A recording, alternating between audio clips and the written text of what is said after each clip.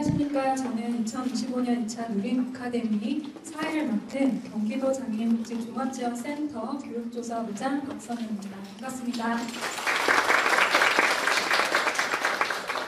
네, 오늘 이렇게 바쁘신 와중에도 돌봄이라는 주제를 함께 나누기 위해 이 자리에 함께 해주셔서 진심으로 감사드립니다. 오늘 저희가 준비한 토크는 김용익의 돌봄 이야기라는 그 책을 중심으로 저자이신 김용익 전 국민건강보험공단 이사장님과 함께 돌봄의 현재와 미래에 대해서 이야기를 나누는 자리입니다. 네, 여러분 아시다시피 지금 초고령 사회로 진입을 하고 있고요. 그리고 현장에서는 장애인 탈시설에 대한 또 이슈들도 있고, 또 지역사회 통합돌봄 정책 등 굉장히 장애인복지 분야의 어떤 변화들이 좀 많이 있는 상황입니다. 저희가 이제 누가 누구를 어떻게 돌볼 것인가에 대한 문제는 이제 개인의 문제를 넘어서 사회가 함께 풀어야 할 공공의 영역으로 전환을 하고 있는데요. 오늘 이 시간을 통해서 이러한 통합돌봄에 대한 어떤 방향들을 함께 모색하는 그런 시간이 되기를 바라겠습니다. 네, 오늘 굉장히 특별한 또 연사이시고 북토크의 중심이신 김용익 이사장님을 소개해드리도록 하겠습니다. 왜냐하면 정말 모시기 힘들고 귀한 시간 내주신 분이기 때문인데요. 이사장님께서는 오랜 시간 한국사회 보편적 복지 그리고 전 국민 돌봄보장체계 구축을 위해서 굉장히 헌신해오신 그런 분입니다. 네, 그리고 현재 서울대학교 의과대학 명예교수이시고요. 재단법인 돌봄과 미래 이사장이십니다. 네, 그럼 첫 번째 시간은 김용익 이사장님 모시고 강연으로 좀 시작을 해볼 텐데요. 여러분 좀 큰 박수로 전해드리겠습니다.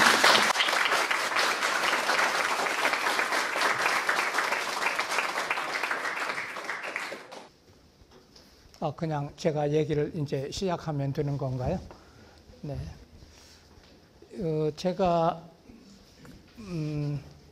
콘티를 받아서 한번 쭉 이제 읽어보기는 했는데 앞부분에 기조 강연을 30분 하게 그렇게 되어 있었는데 기조 강연이라는 게 막 이제 진짜 강연을 하기 시작하면 별로 재미가 없을 것 같아서 가급적 짤막하게 저에 대한 얘기 내지는 이 책에 대한 얘기를 조금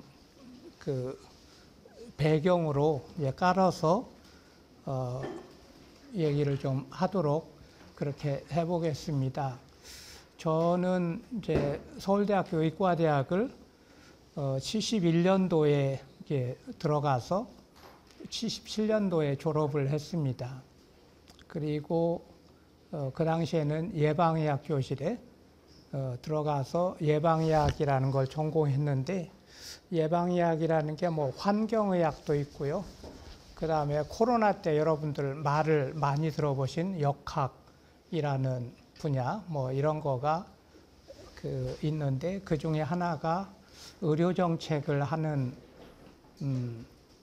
전공이 있습니다. 근데 제가 졸업을 할 때 77년에 졸업을 할 때는 그런 분야가 거의 발전이 되어 있지 않았는데 저는 굳이 이제 졸업을 하면 의료정책을 하겠다 이렇게 생각을 했습니다.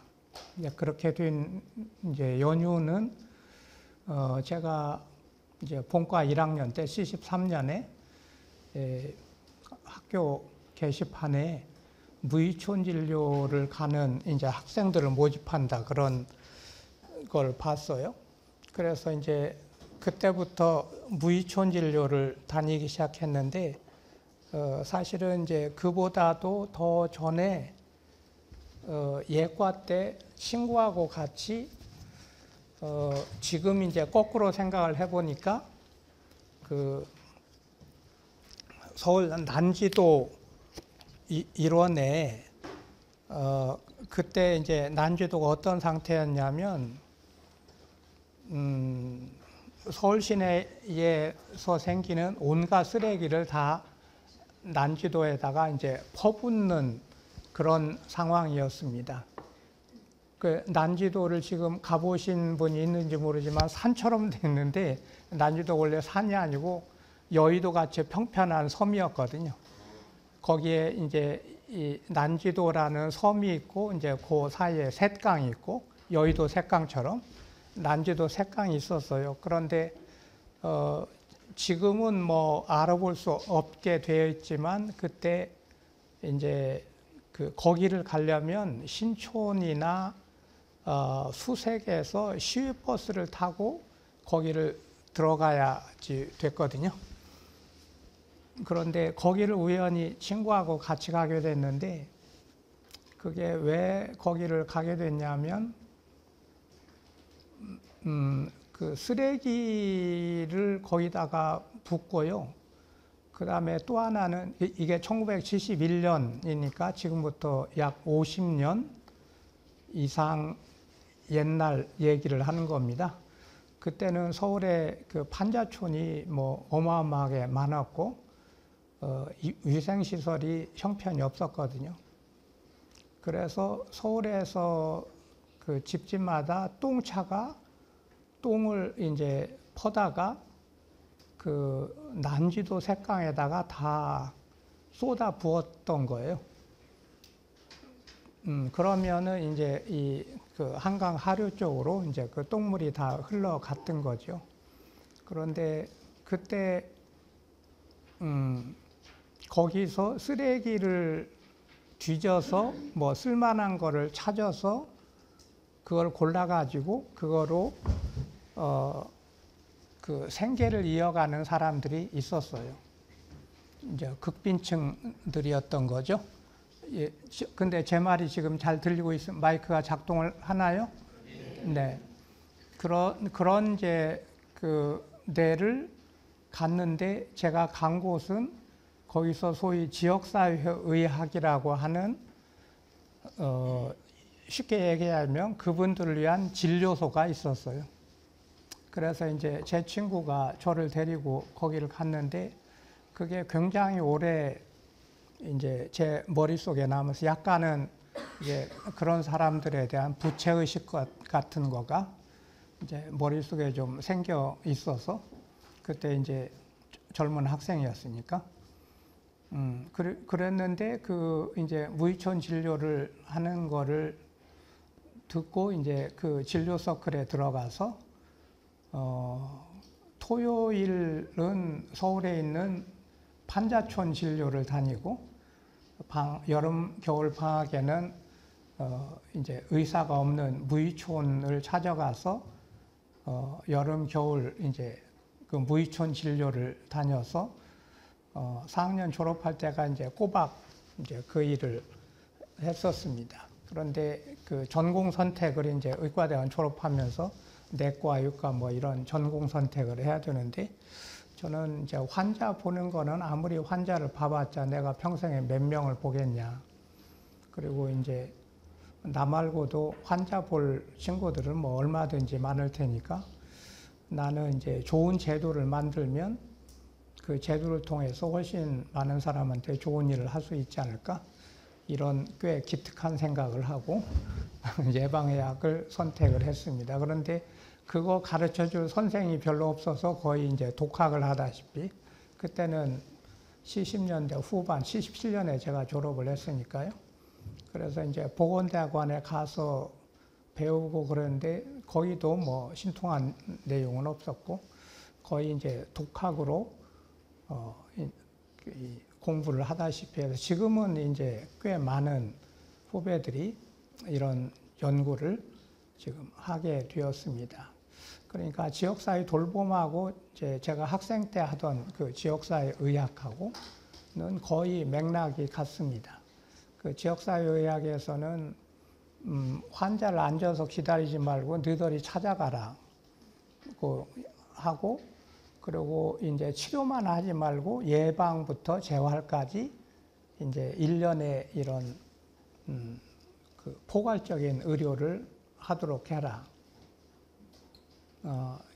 라든지 그게 한꺼번에 다 되지 않으니까 1, 2, 3차 전달 체계를 만들어라. 뭐 이런 여러분들도 가끔 들어보시는 그런 얘기를 이제 그때는 학생으로서 이제 그 연구 그 다른 교수님들한테 배우기도 하고 이제 그런 그 시절이 있었습니다. 그래서 그게 지금도 그 저한테는 그 지역사회 의학이 약간 제 그 본업처럼 그런 생각이 지금도 남아 있었습니다. 그 이후에 이제 저는 서울대 의과대학에서 이제 그 일을 쭉 하면서 하다가 이제 의학 분업을 그때 지금 이 방 안에 젊으신 분들은 기억이 잘 안 나실 것 같고 나이가 좀 있으신 분들은 기억이 날 것 같은데 2000년에 을 즈음해서 이제 지금처럼 의사들이 뭐 엄청난 파업도 하고 하는 그런 일을 했는데 그 의학 분업을 제가 주도를 했기 때문에 의사들한테 엄청 미움을 받아서 지금도 저는 이제 의사들은 저를 대부분 다 좋아하지 않습니다. 이제 의학 분업을 했는데 근데 의학 분업을 사실 안 했으면은 어쩔 뻔했나 하는 생각이 이제 뭐 지금도 많이 들죠. 그 다음에 또 한 가지 제가 이제 그 시기에 했던 일은 의료보험 조합을 통합이론화를 하는 것이었습니다. 그때는 처음에 의료보험은 한 77년에 들어와 가지고 이제 89년에 전국민 의료보장이 되고 그러고 나서도 이게 조합 방식으로 이게 그 의료보험 조합이 되어 있으니까 의료보험이 예를 들어서 서울 서초구 같은 데는 부자들만 모여서 부자들끼리 서로 돕게 되고 그래서 경기도 연천군 같은 데 가면은 가난한 사람밖에 그때는 지금은 좀 나아졌지만 그때는 진짜 가난한 사람끼리 있는데 가난한 사람끼리 도와봐야 뭐 돈이 몇 푼 모이나요? 그러니까 경기도 연천군 조합 같은 데서 암 환자가 한 명 발생을 하면 그 조합은 그냥 무너지는 거예요. 그 몇만 명 되지도 않는 소에 이제 보험료는 비싸고 이제 거기서 이제 그 굉장히 문제가 복잡해. 여러분 상상을 해보세요. 지금 시군구별로 조합을 하나씩 갖고 있었다라고 하면 그게 얼마나 문제가 복잡했을 건지. 그런데 이제 그래서 이제 저희는 의료보험을 통합일원에서 큰 걸 하나 만들어야 된다. 그래가지고 2000년에 그것도 의료보험 조합을 합쳐서 이제 지금 이름도 바꿨어요. 뭐라고 바꿨냐면 건강보험으로 이름을 바꾸고 건강보험공단을 제가 2000년에 만드는데 꽤 중요한 역할을 했는데 근데 공교롭게도 그러다 보니 그때로부터 20년이 딱 지나서 제가 건강보험공단 이사장을 맡게 되었습니다. 그때는 제가 그 건강보험공단 이사장으로서 한 일은 소위 문재인 케어라고 해가지고 기억나시나요? 그 이제 의료보험 급여를 보장성을 대폭 확대해가지고 암 같은 거는 예를 들어서 지금도 암 진단을 받으면 5년 동안 5년이면 암이 죽었거나 아니면 나았다 이렇게 보는 건데 5년이 지나면 암이 이제 치유가 됐다 이런 건데요. 5년 동안은 의뢰 가봐야 그 2만 원 정도 돈을 내고요. 그러니까 그 사람들이 깜짝깜짝 놀랄 정도로 본인 부담금이 적습니다. 다른 것도 요즘 사실 의료보험 본인 부담금 때문에 그 집안이 망하는 일은 없습니다. 만약에 망한다면 그건 비급여 때문에 망하는 거지. 의료보험 때문에는 이제 망하는 일은 별로 없습니다. 그런 일을 이제 주로 했고요. 이제 청와대를 들어가게 됐어요. 노무현 때 들어가게 됐는데 그때 그 즈음에 그 한 일이 두 가지가 있었는데 이건 보건의료 쪽 일이 아니라 복지의 쪽으로 일을 했는데 하나는 노인 장기 요양보험을 만드는 일이고 또 하나는 보육 프로그램을 대폭 확대하는 것입니다. 지금 전국에 어린이집이 한 5만 개쯤 있었는데 제가 그거를 그 보육시설을 늘리기 시작할 때는 한 전국에 어린이집이 한 3, 4천 개쯤 있었습니다. 나이 드신 분들은 혹시 새마을 어린이집 이런 거 기억나시나요? 기억나세요? 기억나신다는 분도 있어요. 우리 아이도 새마을 어린이집을 다녔는데 그 새마을 어린이집은 누가 만든 거냐면 이순자 여사가 만든 겁니다. 그렇게 이제 하던 시절에서 본격적으로 이제 저출산 대책을 세워야 된다고 그래서 그 어린이집을 짓기 시작해서 지금은 어린이집이 몇 개 있느냐면 5만 개가 있습니다. 전국의 동네마다. 그래서 아직도 이제 보육은 고쳐야 될 부분이 많지만 그래도 기본적인 거는 좀 하는 방향으로 이제 갔던 일이 있었고요. 노인 장기 요양보험을 해서 요양보호사가 찾아가기 시작했는데 지금은 조금 이제 익숙해졌는데 노인 장기 요양보험에서 요양보호사가 찾아가서 수발을 들어주는 이 일을 하기 시작하고 나서 저도 내 주변 사람으로부터 고맙다는 소리를 여러 번 들었습니다. 이제 그런 종류의 일을 이제 저는 이제 평생 하고 살았습니다. 이제 문재인 정부가 출범을 하고 한편으로 이제 그 문재인 케어를 공약으로 만들어서 이제 실천을 하게끔 문재인 정부 동안에 이제 그거를 쭉 했는데 그거는 그거고 제가 또 일을 하나 벌린 일이 있었는데 그게 지역사회 돌봄입니다. 근데 노인 장기 요양보험을 하고 노인은 이제 뭔가 프로그램이 좀 됐는데 그러면 뭐 장애인은 뭐냐? 뭐 이런 생각도 또 있었고 이게 그냥 노인 장기 요양보험을 하는 게 아니라 통합 방식으로 이게 노인 장애인들이 시설이나 이런 데 들어가지 말고 들어가는 걸 줄이고 집에 있으면서 이 자기 생활을 할 수 있게끔 프로그램을 만들어야 된다. 이렇게 생각을 해서 그걸 이제 박능우 장관하고 문재인 정부 처음 장관을 맡으신 박능우 장관하고 상의를 했더니 박 장관도 이제 동의를 해가지고 이제 거기서 복지부에서도 프로그램을 만들고 저도 건보공단에서 이제 강연도 다니고 여러 가지 아이디어도 많이 하고 그렇게를 했습니다. 제가 이제 4년 동안 건보공단 이사장을 하고 나서 그 다음에 내가 마지막으로 사회를 위해서 봉사를 할 수 있는 일이 뭘까 하는 거를 마지막으로 생각을 이제 하다가 그냥 자연스럽게 생각이 든 게 마지막 이제 그때 은퇴할 때가 70살이었는데 은퇴를 하면서 내가 80살까지 10년 동안 그 지역사회 돌봄 사회운동을 하겠다. 그래서 이제 지역사회 돌봄을 최대한 밀어붙여 놓고 그다음에 80살이 되면 이제 진짜 은퇴를 해서 놀면서 좀 살다가 가겠다. 이제 이쯤 생각을 했습니다. 근데 저는 평생 동안 이제 그때 상황에 따라서 어떤 일을 하는 게 그 사회에 제일 기여를 할 수 있는지 이거를 이제 스스로 생각해서 이제 나 자신을 어떤 일을 하도록 이렇게 배치를 하면서 살았는데 마지막으로 배치를 한 곳이 지역사회 돌봄입니다.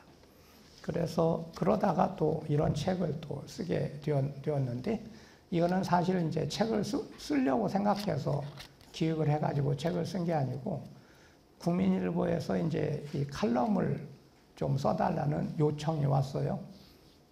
그랬는데 이제 그쪽에서 1년 동안 1년이 아니었고 한 10달 정도 됐던 것 같은데 10달 정도에 쓸 이 칼럼의 기획을 좀 해서 메모를 좀 해달라고 하는데 뭐 꼭 지키진 않아도 된다. 이제 그 뜻은 가다가 빵꾸 낼까봐 이제 신문사에서는 뭐를 이제 쓰겠다고 하는 기획을 좀 해달라고 한 거라서 이제 기획을 이제 아이템을 글 주제를 이제 필요한 만큼 써서 이제 주고 그걸 하나하나씩 이제 쓰기 시작했습니다. 그래가지고 이제 거의 12월이 다 되었을 때 생각을 해보니까 이거를 그냥 이 책자로 만들어가지고 글을 쉽게 썼으니까 책자로 만들어서 이런 식으로 작게 해가지고 그 출판을 해놓으면 이거를 뭐 지하철을 타고 가다가도 좀 읽고 이러면서 사람들이 이 지역사회 돌봄에서 좀 생각을 할 수 있지 않을까. 이렇게 이제 머릿속에 좀 떠오르더라고요. 그래서 이제 이 책 출판하는 후배가 하나 있어서 그 친구한테 네가 해줄래 그랬더니 이제 한다고 해가지고 이렇게 이제 책을 만들게 됐습니다. 그런데 여기에 만화도 있는데요. 이 만화는 또 이게 제 후배 아들이 그린 겁니다. 이제 의사 후배인데 이 만화가는 무려 서울공대 건축가 출신입니다. 그런데 서울공대 건축가를 나와놓고서는 건축은 안 하고 만화에 취미를 붙여서 만화로 먹고 살고 있는데 그 웹 만화도 그리고 그러는데 네가 좀 그려줄래? 한번 이제 그 어머니 내 후배 그 친구 시켜서 좀 아들한테 물어봐라 그랬더니 그려준다고 해가지고 매 칼럼마다 이거를 만화로 또 이렇게 해가지고 그 인터넷 신문에는 국민일보 인터넷 신문에는 이렇게 싣고 이제 그 책에다가 이런 식으로 이제 출판사에서 편집을 해줘서 이제 이렇게 책이 나왔는데 그래도 꽤 나갔는지 지난번에 전부 다 팔고 이제 또 인쇄를 하겠다 그래서 얼마 전에 이제 2쇄 인쇄를 했다고 들었습니다. 이제 그랬는데 이 책을 쓰면서는 사실 제가 칼럼은 전에도 이제 여기저기 뭐 한겨레도 쓰고 썼는데 요 칼럼은 사실 매수가 좀 작았어요. 그래서 보통 1600매 정도 어쩌면은 2000매 요 정도 신문 칼럼을 쓰는데 한 2000매 되는 신문 칼럼은 꽤 긴 거고 그런데 1200매는 짤막한 건데 여기다가 한 주제씩 집어넣으려다가 보니까 엄청 생각을 하게 되는 거예요. 이게 짧은 글에다가 집어넣는 게 더 어려울 것 같지 않습니까, 여러분? 길게 쓰면 쓰고 싶은 대로 다 여유 있게 쓰는데 그렇게 쓰는 글도 있는데 이거는 1200자를 딱 맞춰 써야 되니까 다 써놓고는 있잖아요. 글자 수 쉬면서 1시간쯤 보내요. 그래서 이제 조사를 바꾸기도 하고 요 단어는 없어도 되겠네 하고 지우기도 하고 그 대신 딴 말을 좀 집어넣기도 하고 그래서 나중에는 2000자를 딱 맞출 수는 없고 한 1180글자 정도에 이제 요걸 맞춰요. 그러다 보니까 어떤 이제 좋은 현상이겠지만 이제 이게 생기냐면 글이 엄청 정제되게 돼요. 그러니까 군더더기가 없는 글을 1200자로 이제 쓰는 무슨 과거 시험 보는 것 같은 그런 기분으로 이제 글을 쓰게 되고 그런데 제가 다행히 글재주가 좀 있어서 그렇게 재미없게 쓰지는 않는 그런데 사람들이 전부 이제 이 책은 들고 와서 읽어보고 내가 맨날 그러거든 이거 1시간이면 다 읽으니까 이거 줄 테니까 가서 읽어보라고 그러는데 나중에 와서 하는 말이 진짜 한두 시간 한나절에 다 읽었는데 이사장님 이거 읽고 나서 머리가 엄청 무거워졌네요. 생각할 게 굉장히 많았다. 이제 이런 반응들을 되게 보이더라고요. 그래서 이제 제 의도를 꽤 달성을 한 것 같습니다. 사실은 누구나 읽으면 이해할 수 있는 말로 조금 어려운 내용을 전달하는 게 이게 저는 굉장히 중요하다고 생각을 하거든요.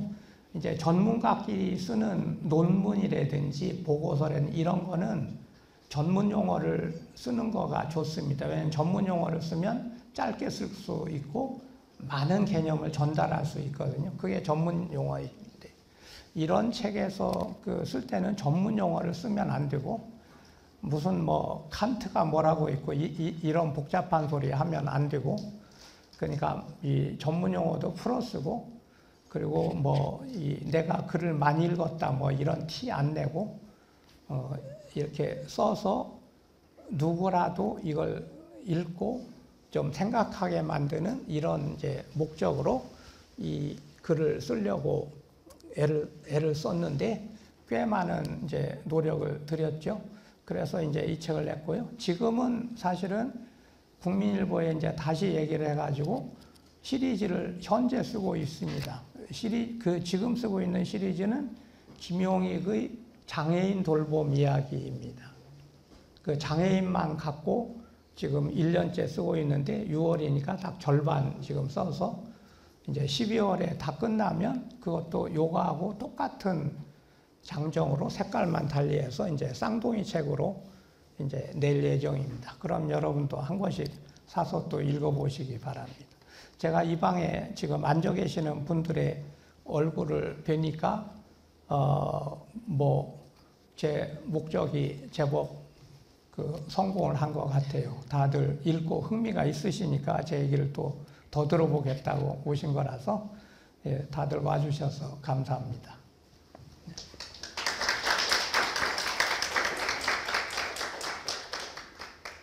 김용희 이사장님께서 지금 돌봄 이야기에 대한 집필 배경하고 또 워낙에 오랜 공직생활 하시면서 많은 고민들을 하신 부분들을 또 잘 전달해 주셨는데요. 저희 다음 이제 순서가 오늘 시간에 좀 하이라이트가 될 것 같습니다. 저희가 북토크를 좀 준비를 했습니다. 그래서 북토크는 한신대학교 남재현 교수님께서 모더레이터로 참여해 주시면서 이사장님과 함께 조금 더 이 돌봄 이야기를 중심으로 한 깊은 사례 이야기를 또 나눠갈 예정인데요. 또한 저희 교육 사전에 질문 주신 분들도 있으시고 또 오늘 현장 참여자분들의 질문도 또한 서로 주고받는 질의응답 시간도 같이 가질 예정입니다. 그래서 저희가 앞서 나눠드린 QR코드가 있으세요. 지금 간식에 붙어 있거든요.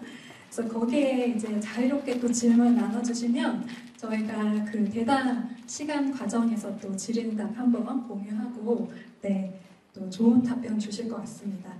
오늘 정말 귀한 시간 두 분께서 함께 해주셨는데 아주 의미 있는 이야기 나눌 수 있도록 부탁드리도록 하겠습니다. 그럼 제가 남세현 교수님께 마이크 넘기도록 하겠습니다. 큰 박수 부탁드립니다. 네, 안녕하세요. 방금 소개받은 한신대학교의 남세현이라고 합니다. 아까 박선현 부장님께서 굉장히 떨린다 그러셨는데 제가 방송만 한 25년을 계속 정기적으로 하고 있거든요. 근데 떨립니다. 떨리는 이유를 조금 말씀드려 보면 저 사실 되게 바빠가지고 누림센터에서 뭐 이런 거 해달라 그럴 때 북토크요? 그런 거 저 해본 적 없고 그렇게 재미있는 사람 아닌데요? 이랬는데 김효기 이사장님이시라 그래서 완전 사심 가득하게 팬심으로 할게요 이렇게 이야기를 했습니다. 우선 공지를 좀 드리면 대담이 끝난 뒤에 여러분과 이제 의견을 나누는 시간 가지려고 합니다. 아까 이야기하신 것처럼 QR코드 찍으시면은 질의 이쪽에 올려주실 수 있으니까 저희가 화면 보면서 거기에 대해서도 또 실시간 답변을 드려보고요. 또 기존에 사전 질문 주신 부분들에 대해서도 저희가 시간이 되는 한 답변을 좀 드려보겠습니다. 말씀드린 것처럼 돌봄 화두가 되고 있는 시대에 전국민 돌봄보장 운동에 앞장서시는 김용익 이사장님과 이렇게 마주 앉아 대담을 진행할 수 있게 되어 대단히 영광입니다. 요거는 이제 누림센터에서 저한테 써주신 시나리오고요. 왜 제가 떨리냐? 일단 지금 제가 꽃을 들고 있는데 이걸 제가 가지려고 그런 건 아니고 먼저 전달 드리고 좀 말씀을 드리겠습니다. 사장님. 감사합니다. 네, 제가 사왔습니다. 사비로. 근데 앉으셔요, 이사장님. 이 이유가 이 꽃은 카네이션이고요. 카네이션의 꽃말이 감사와 존경이라고 해요. 앞서서 이 이사장님에 대한 소개가 제가 이 책 앞부분을 잠깐 읽어드리겠습니다. 재단법인 돌봄과 미래 이사장, 서울대학교 의과대학 의료관리학 교수 교실 명예교수, 국민건강보험공단 이사장, 제19대 국회의원, 대통령 비서실 사회정책 수석비서관, 대통령 직속 고령화 및 미래사회위원회 위원장. 그냥 이 이력만 들어도 어마어마하시지 않습니까? 그리고 앞서서 이렇게 그동안 살아오셨던 경험들을 말씀해 주셨는데 그것도 참 대단하셨잖아요. 그런데 저는 오늘 이 자리가 저한테는 아까 그 사심 가득한 팬심으로 한다고 말씀을 드렸는데 2001년에 김용익 이사장님을 처음 뵀습니다. 그때부터 저한테는 이렇게 굉장히 멋진 어른이셨고요. 제가 그 이야기를 잠깐 여러분들하고 하고 이사장님께서는 기억을 아마 하실 텐데 그 기억을 잠깐 제가 좀 여쭤보려고 합니다. 2001년 11월 제 기억으로는 꽤 추운 날이었던 것 같습니다. 이제 화면 좀 보여주셔도 될 것 같아요. 국가인권위원회가 처음 출범을 했습니다. 그런데 국가인권위원회가 출범을 하는 날, 그러니까 업무를 대시하는 거는 이제 뭐 근무 시간이 돼야 하지 않겠습니까? 그 전에 깜깜한 새벽부터 어떤 한 분이 그 앞에 줄을 서 계시다가요, 대기를 하고 계시다가 국가인권위원회가 문을 열자마자 1호 진정 사건으로 국가인권위원회에다가 진정을 하신 일이 있었습니다. 그분이 김용익 교수님이셨습니다. 저기 기사에 나와 있는데요. 잠깐 혹시 그때 이야기 이사장님께 여쭤봐도 괜찮으시겠어요? 네. 그러니까 그 국가위원회가 새로 생겼는데 그 국가인권위원회에 제 제자가 하나 있었습니다. 근데 그 또 다른 제자가 하나 있었는데 그 또 다른 제자는 제천시 보건소에서 그 관리의사로 전문의사로 일을 하는 친구였는데 이 친구가 조금 특별한 친구인데 이게 뇌에 뇌동맥류라고 하는 병이 있는데 이게 뇌동맥이 벽이 약해져서 이게 꽈리처럼 커지는 겁니다. 그거 터지면 금방 상상이 되시겠지만 죽겠죠. 뇌에서 동맥이 터지니까. 그런데 얘가 정말 대개는 모르고 살아요. 갑자기 터지는 거라서. 근데 터졌어. 근데 어디에서 터졌냐면 신기하게도 신경외과 수술방 견학을 하다가 터졌어. 그래가지고 이제 신경외과 의사들이 보니까 뇌동맥 터진 게 이제 증상이 나타나니까 그 자리에서 수술을 열어가지고 응급 수술을 해서 살았어요. 그런데 이제 물론 이제 장애가 남았지. 이제 걷는 게 매우 불편해지고 말도 좀 느려지고 이런데 이 친구가 이제 보건소에 가고 싶다고 해서 나도 이제 알선을 해가지고 제천시 보건소에 갔어. 근데 이 친구가 보건소장이 이제 될 때가 되고 하고 싶어서 시장한테 가서 이런 뜻이 있다 이렇게 얘기를 했더니 그 시장이 뭐라고 하느냐면 너 같은 장애인을 보건소장을 시키면 창피해서 내가 어떻게 임명을 하겠니 이렇게 얘기를 한 거예요.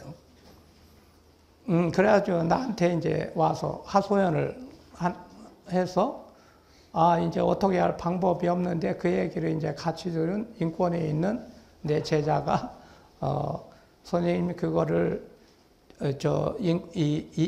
이희원이었는데 이희원 선생을 인권위 1호로 와서 그 진정을 내게 하세요. 그러면 1호는 신문에서 대서특필을 할 겁니다. 이래서 그 이의원 보고 하라고 이제 권유를 했어요. 하라고 했더니 이의원이 자기는 못하니까 선생님이 좀 대신해 주세요.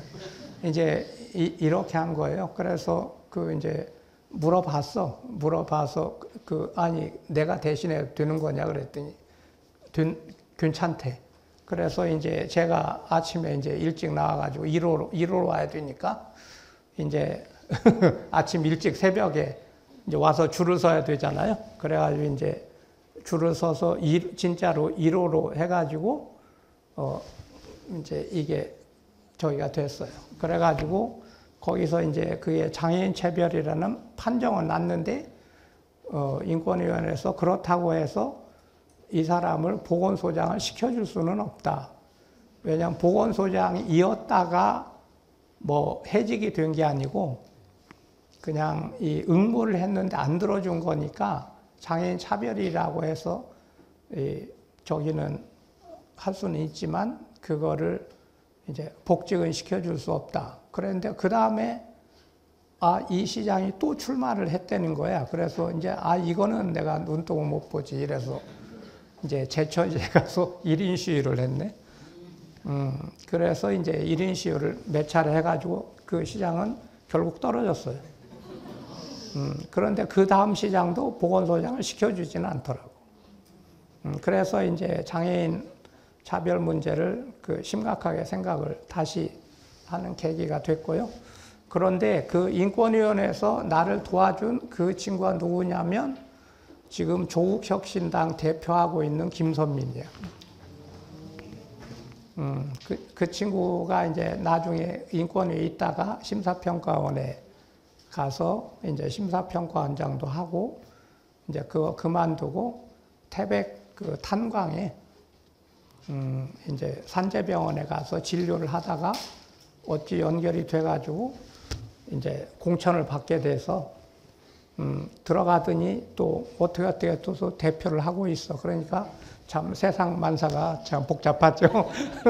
네, 감사합니다. 저는 이사장님께서 이제 그 활동을 하실 때 제 직장이 한국장애인단체 총연맹이었고요. 그때 지금 말씀하셨던 그 이희원 씨에 대한 보건소장 임명 차별 사건을 장애계가 연대해서 같이 그 투쟁을 했었습니다. 그래서 저도 굉장히 추운 날씨에 제천까지 쫓아가가지고 장애인 단체들이 함께 시위를 하다가 제가 솔직히 너무 추워가지고, 그러니까 진짜 다른 마음이 아니고 너무 추워서 저희가 들고 있던 나무 피켓 몇 개를 뜯어가지고 이렇게 불을 좀 떼서 쬐거든요. 그날 저 죽는 줄 알았습니다. 경찰한테 잡혀가가지고요. 방화범이라고 엄청 몰려가지고요. 아니 그거 아니고 진짜 추워서 뗐어요. 막 이러고 뭐 그런 히스토리가 좀 있었습니다. 제가 그렇게 김용익 이사장님을 알게 됐다 보니까 저에게는 제자를 위해서 이렇게 그 추운 날씨에 그 깜깜한 시간부터 줄을 서서 그리고 이 땅의 장애인들의 차별에 맞서시기 위해서 역할을 해주셨던 이사장님이 정말 참 존경스러운 어른이었다. 그리고 굉장히 좋은 스승이시구나. 제가 뭐 뜻하지 않게 지금 교수가 돼서 있는데 저에게는 가끔 그런 귀감이 됩니다. 저도 제자들에게 그런 스승이 될 수 있을까? 이런 생각이어서 그런 팬심과 사심 가득한 마음으로 아까 꽃다발을 전달드렸고요. 자, 혹시 팬클럽 있으신가요? 없어요. 없으신가요? 오늘 여기서 한번 같이 이렇게 네, 팬클럽 미팅으로 생각하고 저는 진행을 좀 해볼까 싶습니다.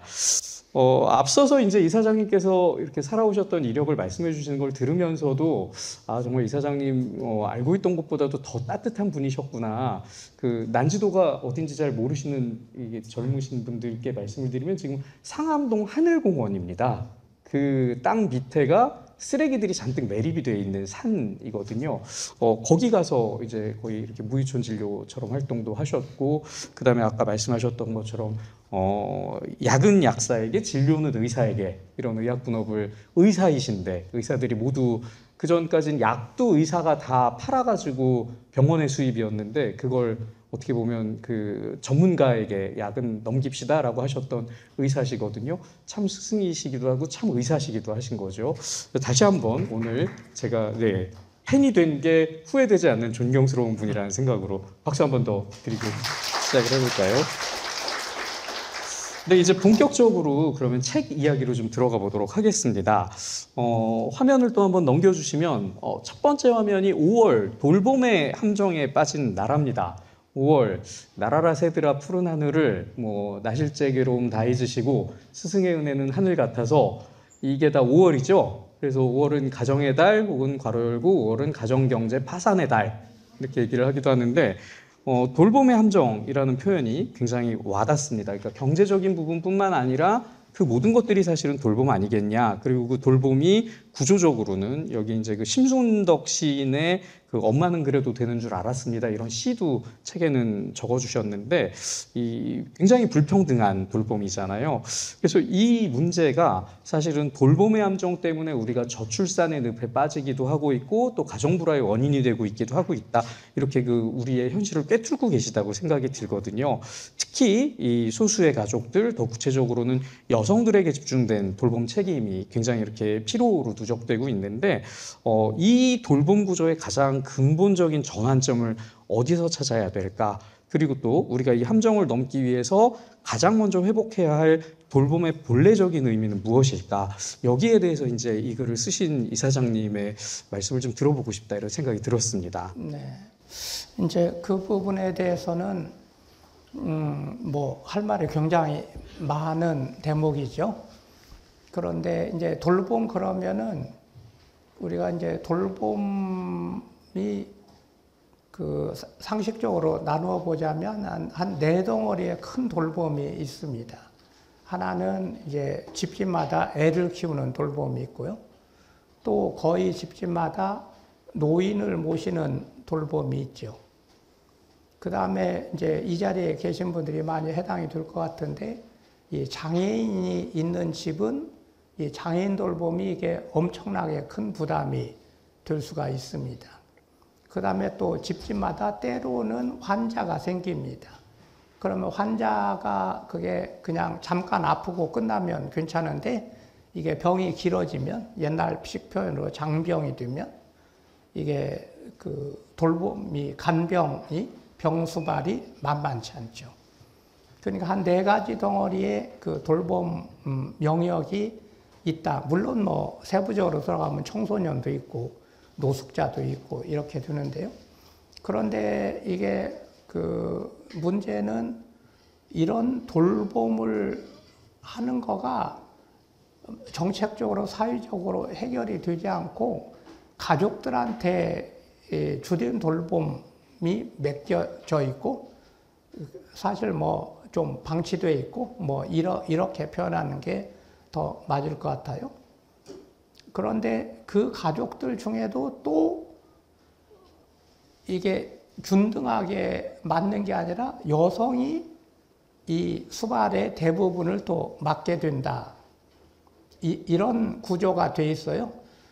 그런데 그게 그래서 여성이 굉장히 힘든데 힘든다는 것으로 그치는 게 아니라 이게 그 갈등 관계가 생겨요.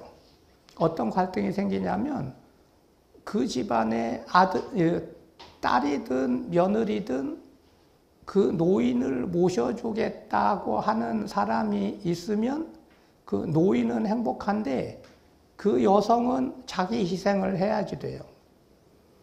반면에 그 여성이 나는 그 돌볼 수가 없어. 이렇게 얘기를 하면 그 노인이 갈 때는 시설밖에는 없다는 거죠. 그러니까 이게 이런 구조가 여성의 복리와 노인의 복리를 그 갈등 관계 속에 빠뜨리고 말하자면 나쁜 며느리, 나쁜 딸을 만든다는 거죠.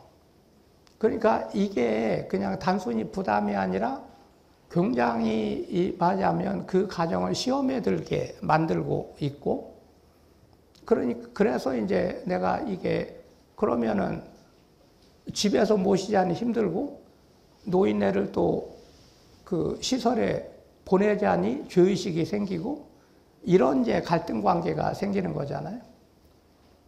그러니까 이도저도 못하는 지금 함정에 빠져 있다. 이제 이런 건데요.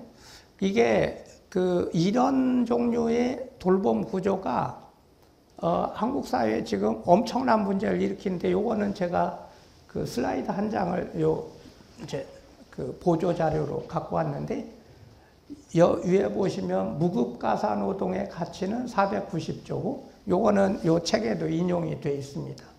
그게 GDP에 그러니까 저 무급가사 노동은 GDP라고 하는 경제적 수치에는 반영이 되지 않아요. 왜냐하면 돈을 안 받고 하는 일은 그 경제활동이 아니거든요.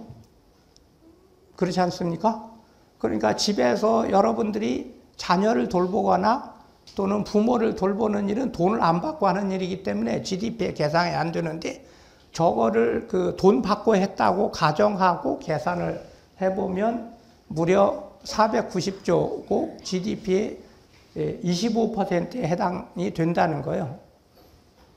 그런데 여성이 72%, 4분의 3 정도를 부담한다. 이렇게 이제 수치가 있는데 이거는 그냥 교수님들이 그 한 게 아니라 이 정부의 공식 통계입니다. 이건 통계청 통계거든요.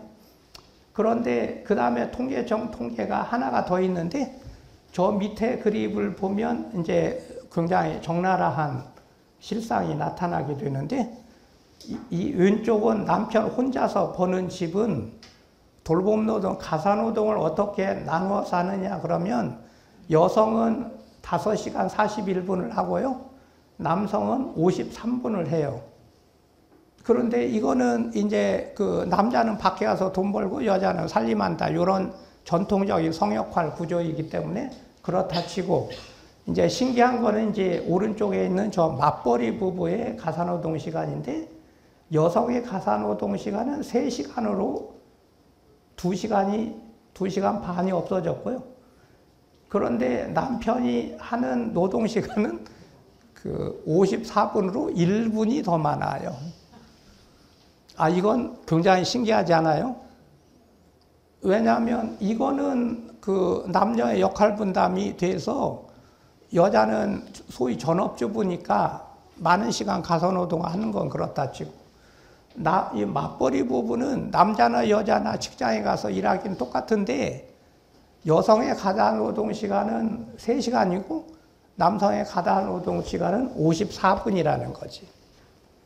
그런데 제가 처음에 아까 미래사회위원장을 맡았을 때 이 자료를 이제 꺼내가지고 쓰기 시작했는데 그때는 30분이었는데 지금 15년이 지나니까 54분으로 빛의 속도로 늘어났어요.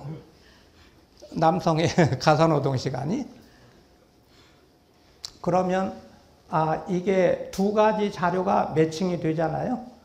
저게 무급 가사노동을 여성이 4분의 3을 한다. 그런데 실제로 생활 시간을 측정해 본데도 똑같은 결과가 나왔다는 거예요. 자, 그러면 이제 저쪽에 이 둘이서 같이 버는 맞벌이 부부의 여성은 하루에 몇 시간 일을 하는 걸까? 계산해 보면 기본으로 8시간, 하루 8시간, 그 다음에 가사노동 3시간, 그러면 11시간, 그 다음에 출근 1시간, 퇴근 1시간, 이러면 13시간 노동을 하는 거예요. 여성은. 그러면 하루에 13시간씩 노동을 하면서 애를 낳는 여자는 이건 미친 여자가 아닐까? 그리고 저런 노동 시간을 가지는데 부모를 모시라고 하는 거는 이건 좀 이상한 말이 아닐까? 그러니까 이게 지금 상황이 저 부분을 해석해 보면 아동 돌봄 부분을 감당할 수가 없기 때문에 우선 젊은 사람들은 결혼을 기피하고 결혼을 하더라도 아이를 많이 낳을 수가 없다. 한 명만 낳는 이유, 0.8명을 낳는 이유가 이 노동 시간을 보면 금방 이해가 되잖아요. 그리고 이게 저런 돌봄 노동, 이 가사노동 시간의 구조를 노인 쪽으로 투사를 해보면 이거는 노인을 모시기 어렵다는 상황이 금방 되고 환자가 생겼을 때 간병도 가족 간병을 할 수 없는 이유가 금방 드러나게 된다는 거지. 장애인 돌봄을 보면 이 장애인은 대개 이제 부모가 자식을 돌보는 일이 되기 때문에 이거는 무조건 생명을 쥐어 짜는 구조로 들어가게 된다는 거죠. 저럼에도 불구하고 이 장애 자녀에 대한 돌봄은 안 할 수가 없는 거고, 그러니까 정말 허리가 휘어지도록 하는 그 구조가 되고 그거를 그 상당히 오랜 기간 동안 우리는 그거를 미화를 해왔다는 거예요. 뭐 장애인 뭐 책에도 있지만 장애인 자녀를 업어서 대학을 키웠다 이런 훌륭한 어머니가 어디 있냐? 이게 무슨 미담입니까? 이거 완전히 괴담이다. 그렇게 부모를 혹사시켜서는 안 된다. 이게 이 그 돌봄에 대한 이제 저의 생각이고, 그러니까 그 구조를 보면 노인 돌봄이든 장애인 돌봄이든 아동 돌봄이든 이건 완전히 한국의 가정들은 이 돌봄 부담의 함정에 빠져 있다. 돌봄이라는 건 워낙은 즐거워야 되는 거예요. 아이 키우는 일이 즐거워야지 어떻게 부담이 되겠어요. 부모를 모시는 게 효도가 돼야지 어떻게 부담이 되겠어요. 그런데 지금은 그 돌봄을 즐길 수가 없다는 것이죠. 그냥 돌봄은 고통스럽고, 그래서 많은 이제 가족 돌봄을 하는 사람들의 이 돌봄감에도 설명을 해보면, 정말 우울하다. 내 인생을 버리는 것 같다. 뭐 이런 부정적인 응답이 계속 나오고 있거든요. 물론 다른 한편 우리 어머니 모셔서 애를 키워서 행복하다. 이런 보람이 있다. 이런 답이 나오지만 그렇다고 해서 그 우울함이 사라지는 건 아니라는 거죠. 네.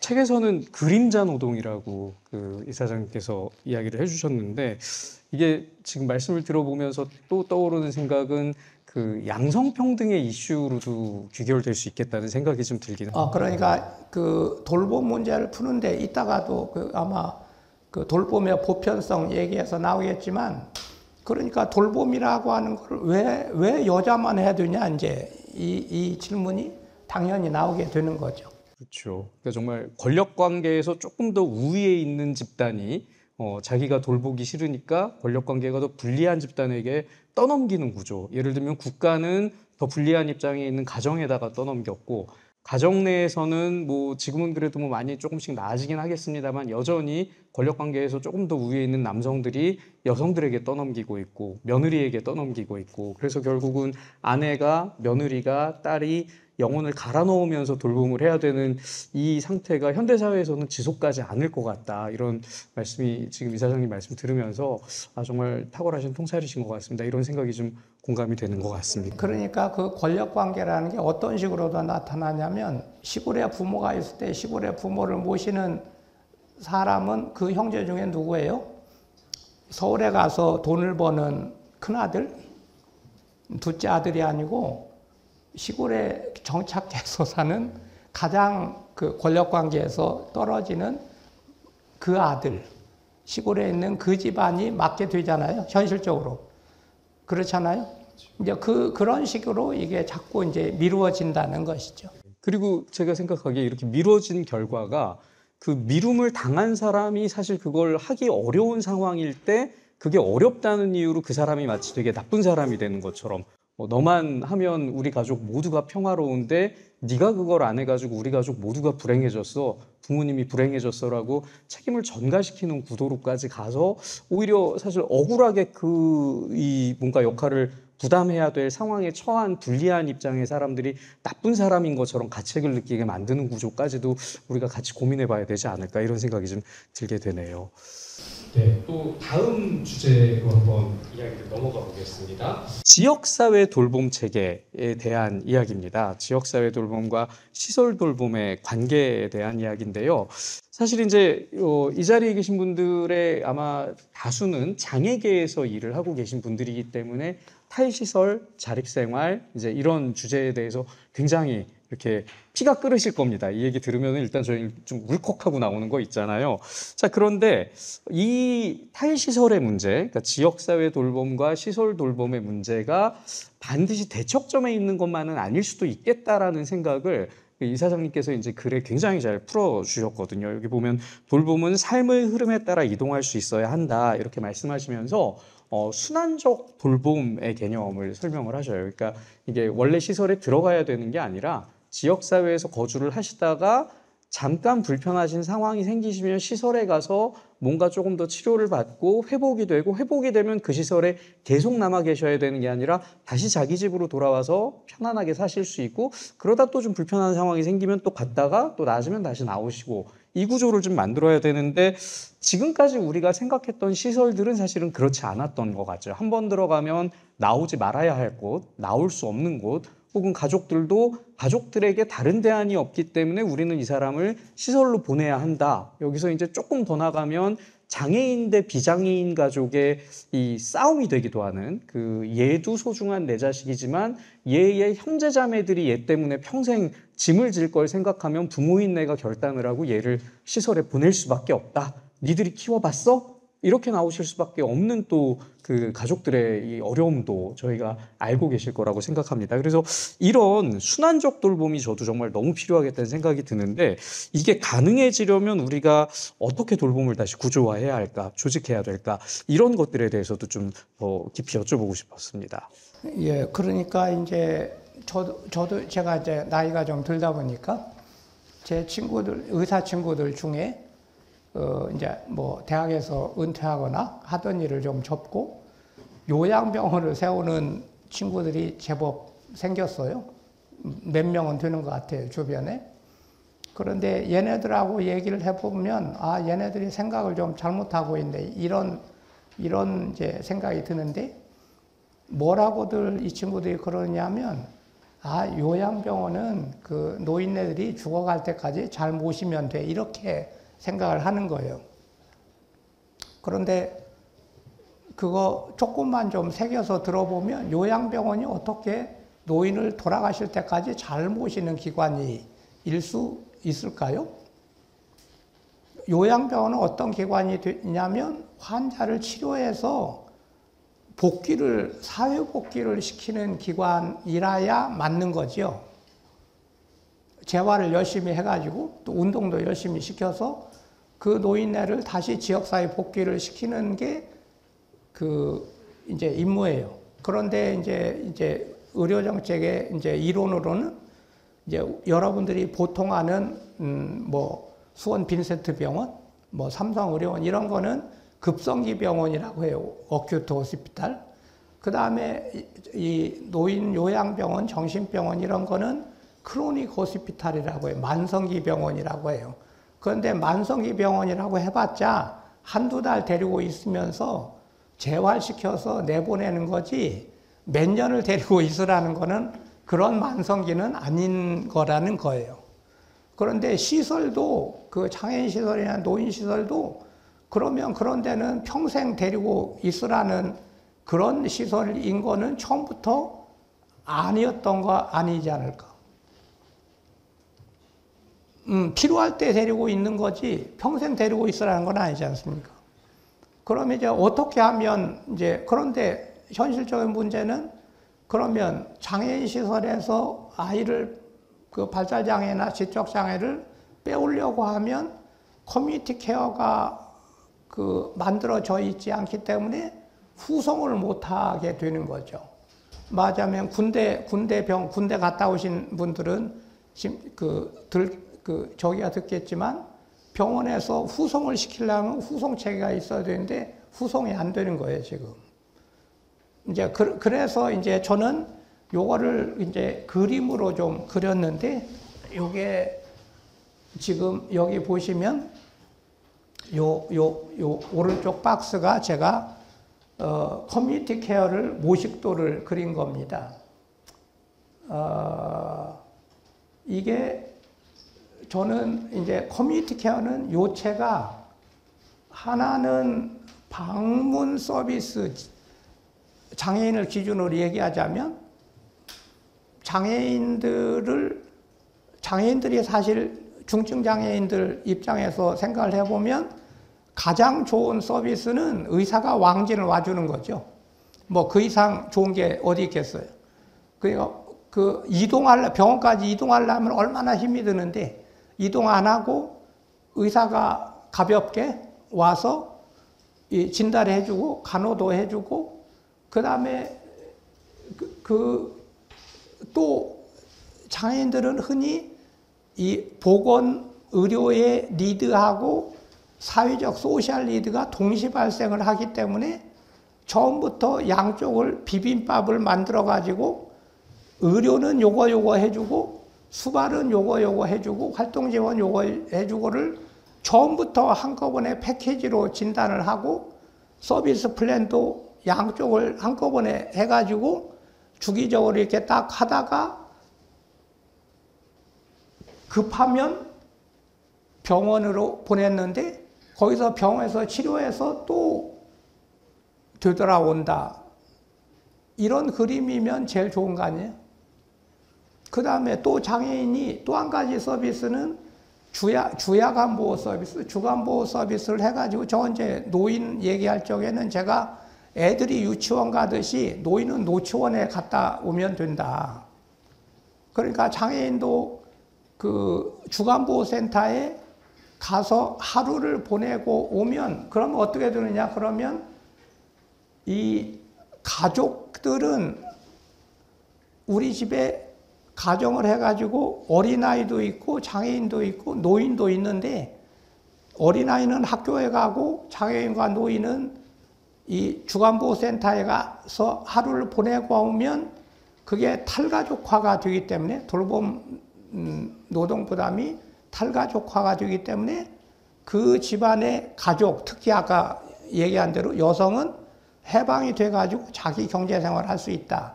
이게 이제 그러면은 저 서비스를 계속 받고 있으면 굳이 시설에 들어갈 필요가 없이 집에 있을 수 있다. 집에 있는데 문제는 가족 부담이 생기는 게 문제였는데 저게 주간보호와 이 방문을 엄청나게 대폭 강화를 해서 해주면 이게 가족 부담과 이게 시설에 갈 필요성이 동시에 줄어들 수 있다. 이게 이제 지역 커뮤니티 케어의 이제 논리거든요. 납득이 되십니까? 그렇게 되는데 그렇다고 해서 저쪽에 시설이 필요 없게 되느냐?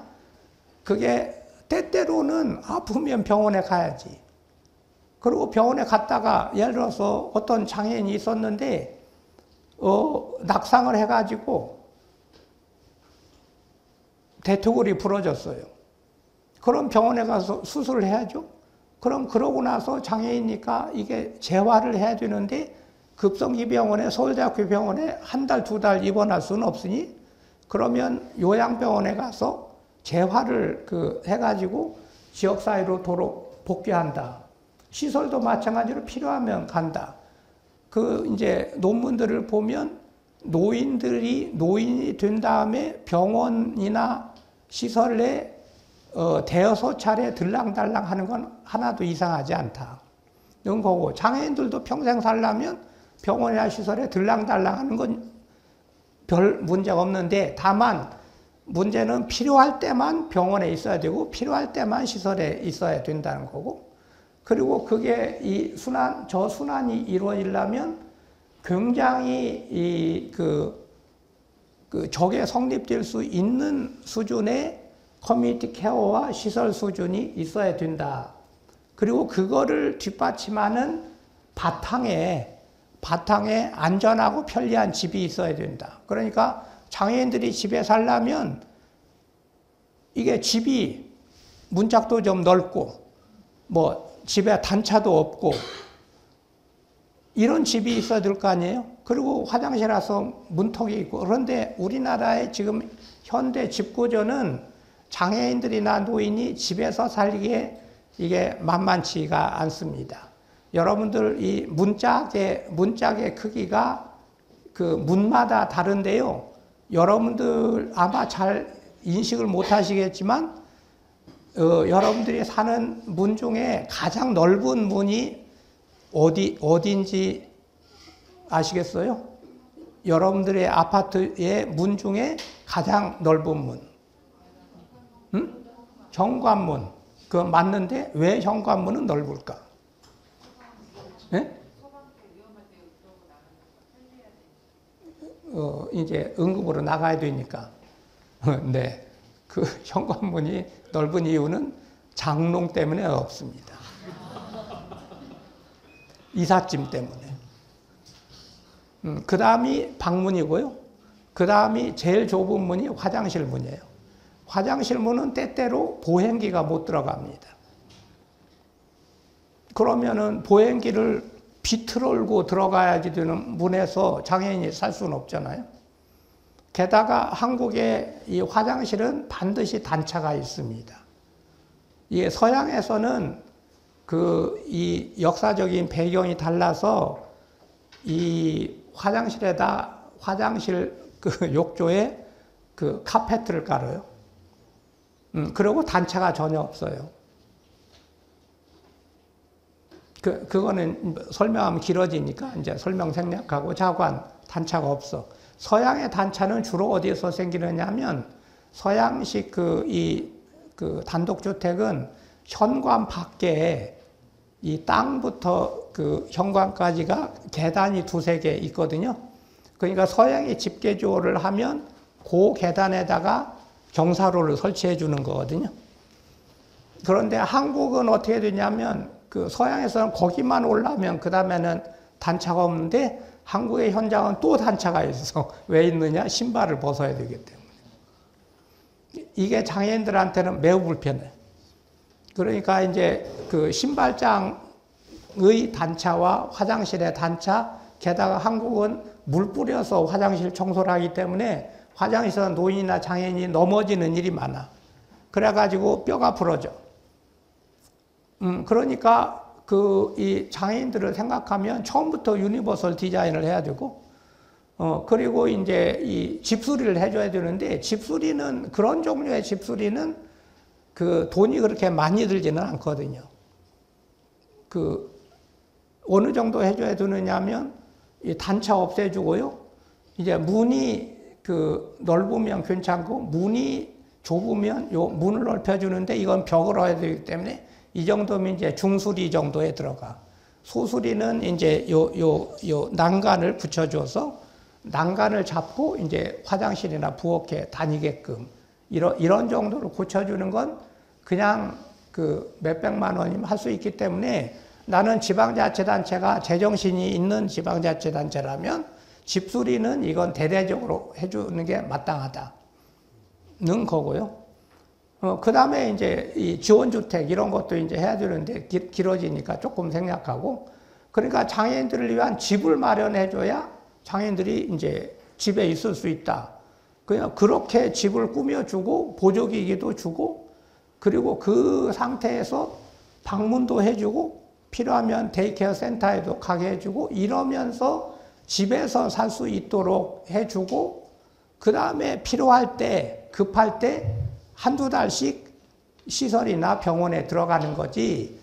이 한국의 일부 이 발달장애, 지적장애 이분들처럼 어려서부터 이 평생 동안 장애인 시설에서 살아서 이제 그분들이 책에도 썼던 것 같은데, 나는 평생 소원이 내 집에서 살아보는 게 평생 소원인데 이거는 있을 수 없는 얘기다, 이런 거예요. 그런데 그거는 내가 볼 때는 저게 말하자면, 그래서 나는 지역사회 돌봄을 한다는 거는 지역사회 쪽을 구축하고 서비스를 개선하고 발전시키는 것도 있지만, 그 다음에 시설 쪽을 고치는 것도 동시 진행이 돼야 된다. 시설에서 인권 침해가 일어나든지, 시설에서 너무 획일적인 서비스로 그냥 똑같이 일어나서 똑같은 텔레비 보고 똑같은 노래 부르고 이러면서 평생을 살아라, 여생을 살아라, 이거는 말이 안 된다. 이제 이런 생각입니다. 방금 여러분께서는 이 이사장님의 책의 34페이지부터 49페이지까지 무려 15페이지를 순식간에 지금 귀에 쏙쏙 들어오게 말씀을 들으신 겁니다. 사실 이제 이 책에서는 그 내용들이 보조기기에 대한 지원, 그 다음에 시설에 대한 기능 변화와 혁신, 또 주거 지원, 그 다음에 주택 개조, 이런 내용들로 다 이렇게 따로 녹아져 있거든요. 근데 이사장님께서 정말 귀에 쏙쏙 들어오게 한 번에 말씀을 해주셨고요. 사실 제가 이제 다음 질문으로 여쭤봤던 내용이 시급한 지역사회 장애인 돌봄이라고 해서, 이 지역사회 돌봄이 공간의 변화 혹은 이제 이 지역사회 장애인들이 주체적이고 존엄한 일상을 살아갈 수 있게 하기 위해서 우리가 만들어야 될 지역사회의 시급한 변화는 뭘까요? 라는 질문이었는데, 어찌 말씀 듣다 보니까 지금 다 답변을 그 부분을 해주신 것 같아요. 그래서 혹시 뭐 이사장님께서 다음 뭐 질문으로 넘어가신 게 나으신지 아니면 그 부분 조금 더 부연해질 게 있으실지. 그 다음에 슬라이드가 한두 장 더 있는, 한 장인가 두 장인가 더 있는데, 이거는 제가 왜 이거 굳이 들고 왔느냐면, 방문을 하자고 하니까 사람들이 그냥 지금 하는 방문, 요양보호사 방문, 또는 이제 의사가 가끔 어쩌다가 해주는 왕진, 이거밖에는 생각이 잘 안 나는 거예요. 그런데 지역사회 돌봄이 앞으로 추구해야 될 이 돌봄은 이 서비스의 구성이 훨씬 더 다양하고 업그레이드 되어야 합니다. 그렇지 않으면 장애인 노인들이 집에서 살 정도 수준이 될 수가 없어요. 그럼 어느 정도 거를 상상할 수 있느냐 그러면, 지금은 요양보호사만 방문을 하는데 나는 앞으로는 사회복지사도 방문을 열심히 다녀야 된다는 거예요. 그래가지고 사회복지사가 가서 봐야 이제 이 집안에 가족 갈등 문제가 있는지, 소득 문제가 있는지, 또는 집을 고쳐야 될 부분이 있는지 이거를 쳐다볼 수가, 판정을 해줄 수 있고, 그거를 지역사회 자원 연계를 해서 문제를 좀 풀어줄 수가 있겠다. 그래야 이게 세무조 사건이라든지 무슨 고독사라든지 이런 일이 이게 줄어들 수가 있지. 그리고 문제를 발굴을 해낼 수가 있지. 사회복지사가 방문을 하지 않는 방문 서비스라고 하는 거는, 이거는 좀 말이 안 된다. 이제 이런 생각이고요. 그 다음에 의료 쪽이 이제 이번 돌봄법에서 의료 쪽이 이제 강화가 된 게 해서 연계하겠다는 게 많은 특징인데, 그 의료 쪽은 어떤 거냐면, 의사만 방문을 하는 게 아니고요. 지금처럼 혼자 그냥 왕진 갔다가 끝, 이게 아니고 간호사하고 팀을 연결해가지고, 의사는 아무래도 자주 가기가 어려우니까 한 달에 한 번 가더라도 간호사는 일주일에 한 번, 두 번 가서 욕창 관리도 해주고 이거를 해줘야 된다는 거죠. 자주 이제 그래서 간호사가 대폭 강화가 돼야 되는데, 영양사도 쫓아가서 그 집에 맞는 영양 교육을 해요. 그래서 이제 영양사들한테도 제가 강연을 지난번에 이제 했는데, 그때 내가 이제 얘기를 해요. 나도 이게 고혈압 당뇨병이 있기 때문에 병원에 가서 영양교육을 좀 서너 번 받아봤는데, 솔직히 말해서 하나도 기억이 안 난다. 여러분들은 병원에 가서 영양교육 받으신 분 있을 것 같은데, 기억이 납니까? 기억 하나도 안 나죠? 그냥 전에 알던 거를 약간 좀. 그런데 만약에 영양사가 우리 집에 방문을 해가지고 우리 집 냉장고를 한번 열어보면, 그 다음에 우리 부부한테 가르쳐 줄 맞춤형 영양 지도가 생각이 날 겁니다. 그렇습니까? 안 그렇습니까? 그러니 다들 그렇다고 그러는 거예요. 그러면은 지금 이 집은 이런 식으로 이제 음식을 드시는 것 같은데, 이거는 이렇게 고치시는 게 좋습니다. 이렇게 교육을 해줄 수가 있잖아요. 그 다음에 여기 밑에 있는 요 사진은 뭐냐면, 저건 임상병리 검사하는 기계인데, 요 정도의 상자를 들고 가면, 거기서 대소변, 피 이런 거를 샘플을 집어넣으면 10분이면 병원에서 하는 것 같은 기본적인 검사가 다 나온다는 거예요. 그러면은 이제 장애인들이 이런 병을 갖고 있는데, 그거 이제 샘플 해가지고 어디 가서 이게 갖고 가서 검사기관에 의뢰하고 결과를 받아서 가려면 다음번 진료 때나 참고가 되는데, 이런 기계를 같이 임상병리사하고 가면 그 자리에서 혈당은 얼마, 뭐는 얼마가 다 나온다 이 말이지. 그러면 훨씬 빠른 속도로 이제 높은 수준의 진료를 해준다. 약사가 방문을 한다는 말씀을 아마 처음 들으셨을 것 같은데, 약사가 방문하면 여러분들 여러분들 부모님들 보세요. 여러분들 부모님들도 전부가 다 약을 한 보따리씩 들고 있잖아요. 그래요, 안 그래요? 한 보따리가 있는데 약사가 가서 그 약을 뒤져보면 그 태반이 유효기간이 지난 약일 때가 많아요. 그 다음에 고혈압 약을 돌아다니다가 이중 처방을 받게 되는 일이 있거든요. 근데 여러분들 고혈압 약을 이중으로 먹으면 어떻게 될 것 같습니까? 그러죠. 혈압이 너무 떨어져서 어지러워서 낙상을 하게 돼요. 그러면은 노인네들이라는 게 또 장애인들은 흔히 운동을 안 하기 때문에 골다공증이 대개는 있거든요. 그러니까 껐듯하면 이게 넘어지면 부러져, 뼈가. 그러니까 손을 이렇게 짚으면 여기가 이렇게 부러지고, 이거 굉장히 흔한 골절이에요. 노인 장애인에서. 그 다음에 또 주저앉으면 이게 요 종아리뼈가 부러지든지 심하면 대퇴골이, 허벅지뼈가 부러져요. 허벅지뼈가 여기가 고관절이 부러지면 고관절 한번 바꿔주는데 건보에서는 기본으로 1,000만 원이 들어요. 이게 본인 부담은 몇 푼 안 되지만. 그러니까 그런 현상이 계속 된다는 거예요. 그러면 약사가 가서 약을 봐주는 게 좋을까? 아니면 1,000만 원씩 쓰는 게 좋을까?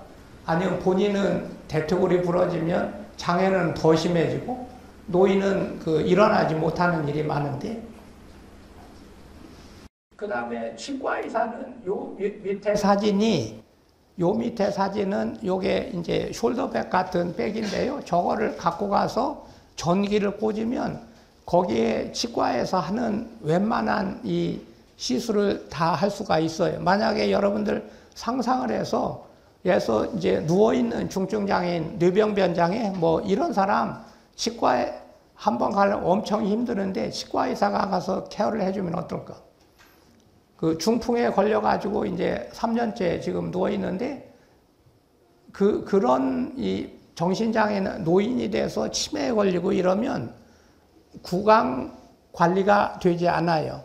예를 들어서 이제 치과 선생들이 가서 진료 갔다 찍어온 사진을 보면 틀니를 3년째 빼가지고 닦아 본 적이 없는 치매 노인. 구강 상태 어떨 것 같습니까? 그렇게 되면 임플란트 한 것도 다 상해가지고 틀니보다 못하다는 거예요. 그러니까 그런 분들을 집에 가서 저렇게 케어를 해주고 여기 이제 훈련을 시켜. 이 근육 훈련을, 아간면 근육을 시키면 그 노인들이나 장애인들이 이게 씹는 힘, 삼키는 힘, 발성하는 힘이 훨씬 더 좋아져. 그리고 냄새도 덜 나게 되고, 그러면 자녀들하고 이제 대화도 훨씬 좋아지고, 흡인성 폐염도 훨씬 덜 생기고, 그리고 영양 상태가 전신적으로 좋아진다 이거죠. 그러니까 치과를 잘해주는 게 생각보다 저게 엄청 중요해요. 그 다음에 이제 재활팀이 이제 이건 진짜 장애인들한테는 방문 재활이 아주 절실한데, 한국의 여러 의료 중에 과잉 진료도 많지만 과소 진료도 많은데 가장 과소 진료 상태에 있는 게 재활이에요. 전문 재활이 제일 부족한데, 여러분들 아마 잘 아실 것 같은데, 그래서 내가 이제 재활의학과 의사들한테도 이 재활의학의 언매트 니드, 미충족 필요가 어디 있을 것 같으냐? 병원에서 보는 당신들 눈앞에 미충족 필요가 있을 것 같아? 아니면 전국에 깔려있는 집에 곳곳에 재활의학의 미충족 필요가 깔려 있을 것 같으냐? 당연히 전국에 지금 여러분들 다루시는 장애인들, 노인들 이런 사람들이 전국에 곳곳에 재활을 해주면 좋겠는데, 운동시켜주면 좋겠는데 하는 환자가 깔려 있거든요. 그런데 그 사람들은 막상 병원으로 나오기가 어려워. 그러면 거꾸로 재활이 집으로 찾아가야 된다는 거죠. 그래서 이제 나는 이런 식으로 방문 서비스의 이 여러 가지 아이템과 이게 훨씬 지금보다는 업그레이드 되고 화려해져야 된다. 그래야 진짜 지역사회 돌봄에 이제 이펙트가 나타난다. 그러니까 그냥 가서 얼굴 보고 오는 그런 방문이 아니고 진짜 그분들의 건강과 삶에 개입하는, 그래서 도움을 주는 그런 방문이 이제 되어야 된다, 이렇게 생각을 하는 거고요. 그 다음에 이제 한 장만 넘겨보실래요? 이게 주간보호 서비스도 이거 대대적으로 확충해야 된다. 얼마나 확충해야 되느냐? 제가 어린이집이 수천 개 있다가 지금 20년 후에 5만 개가 있듯이 지금 수천 개 있는데 장애인, 노인,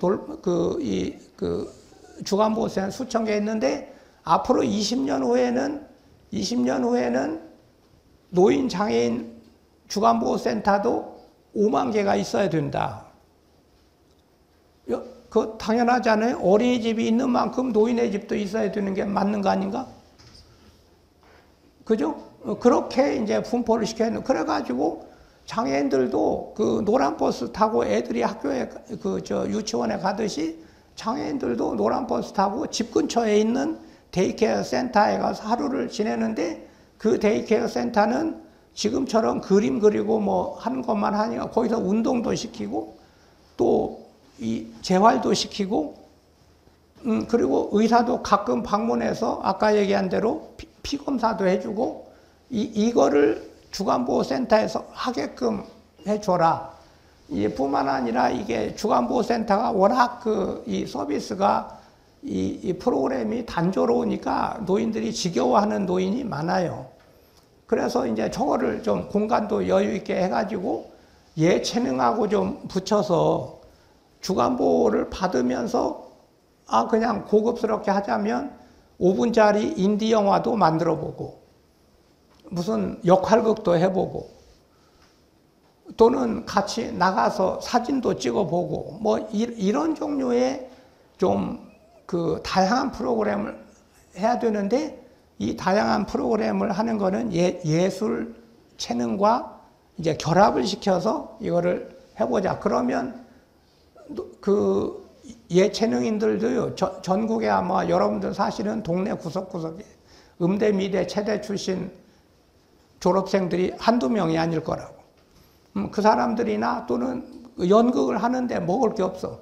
인디언 영화 만드는 먹을 게 없는 사람들을 여기다가 취업을 시켜가지고 얼마든지 수당을 좀 주면 그쪽도 생계 대책이 되고 우리 쪽도 훨씬 더 이 다양한 프로그램을 준다. 그래가지고 장애인들한테 이런 프로그램을 해보면 훨씬 더 자극이 되고 운동적으로나 또는 이 두뇌 발달에 이 자극이 될 거 아니냐, 이제 이런 거고요.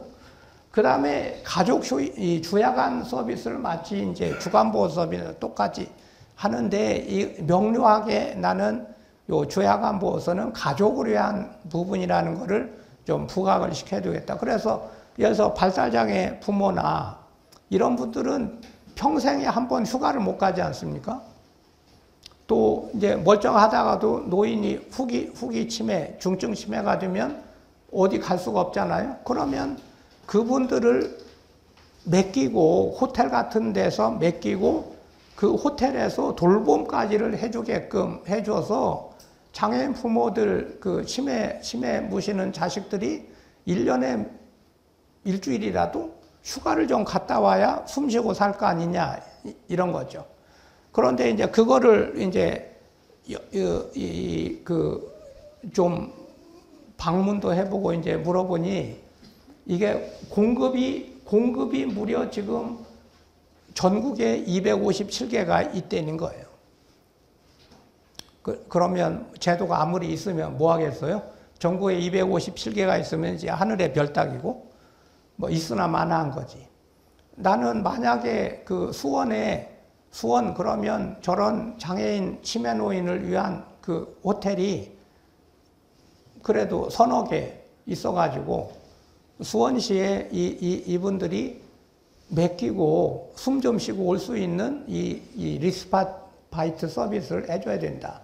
그렇지 않으면 커뮤니티 케어가 성립이 안 된다는 거죠. 이게 전부가 다 탈가족화를 위한 시설에 들어가지 않으면서도 가족 부담을 줄이는 탈가족화를 위한 정책적인 전략입니다. 그러니까 커뮤니티 케어의 이제 어떤 철학적인 이상, 이것도 굉장히 중요한데 그 철학적인 이상은 정책으로 구현이 되는 거거든요. 그러니까 저런 거를 이제 구체적으로 생각하고 저런 거를 추진하자. 그래, 운동도 하라는 거야. 그냥 이 장애 부모들이 맨날 가서 하소연만 하지 말고 구체적으로 그 가족 휴식 기관을 시군구별로 한 개씩 지어주라. 뭐 이런 식의 운동을 해야 된다는 거죠. 그래야 뭐가 구현이 될 거 아닙니까? 그리고 저런 거를 좀 다양하게 할 수 있는 그 수원시립 주간 보호센터를 10개쯤 지어주세요. 시장한테 요구를 하라는 거지. 그래야 뭐 일이 풀릴 거 아니에요. 그러니까 이제 저는 늘 이제 어떤 이상적인 부분을 생각하고 그걸 구현하려면 이제 어떤 모델, 어떤 정책이 필요한가 생각하고 그리고 그걸 구현하려면 이거를 때려 부셔야 되는지 설득을 해야 되는지 뭐 작전을 짜야지. 어떠세요, 여러분? 말씀만 들어도 우리가 꿈꿀 것 같은 정말 너무 아름답고 멋진 미래, 행복한 세상일 것 같지 않습니까? 그렇죠? 그런데 이게 그 이상적인 걸 말씀하신 꿈꾸는 미래가 아니라 영국 같은 나라에서는 이미 다 되고 있는 것들인 거죠. 그래서 다시 한번 이렇게 생각을 해봅니다. 저도 이제 장애인 분야를 전공하고 장애인 쪽에서 일한 지가 거의 30여 년 가까이 되어가고 있는데 앞으로 나아질지 모르겠습니다. 여태까지 봐가지고는 저희가 고운 말로 해가지고 정부가 먼저 이렇게 좋은 거 해주는 일 별로 없었던 것 같고 때로는 방금 이사장님이 이제 때려 부셔야 된다 그러셨는데 너무 때려 부시는 마시고 때로는 정말 투쟁을 해야 이런 것들에 대해서 정부가 조금 더 귀를 기울이고 안 들어주면 굉장히 번거롭게 굴겠구나 싶어서라도 이런 것들을 들었던 경우가 많았던 것 같아서 때로는 저희가 이제 그런 부분에 대해서도 뭔가 조금 더 뭉치기도 하고 의지를 다지기도 하고 그래봐야 되지 않을까 이런 생각을 좀 해보게 됩니다. 아까 말씀하시면서 지역사회에 이런 센터들이 생기게 되면 거기 뭐 예술인들이라든지 또 뭐 연극인들이라든지 이런 분들에게도 일자리가 생기지 않겠나 이제 이 말씀도 해주셨는데 그 이야기가 다음 이야기로 좀 연결이 될 것 같아요. 그러니까 돌봄은 산업의 어머니 이렇게 이제 이 책에서는 제목을 붙여주셨습니다.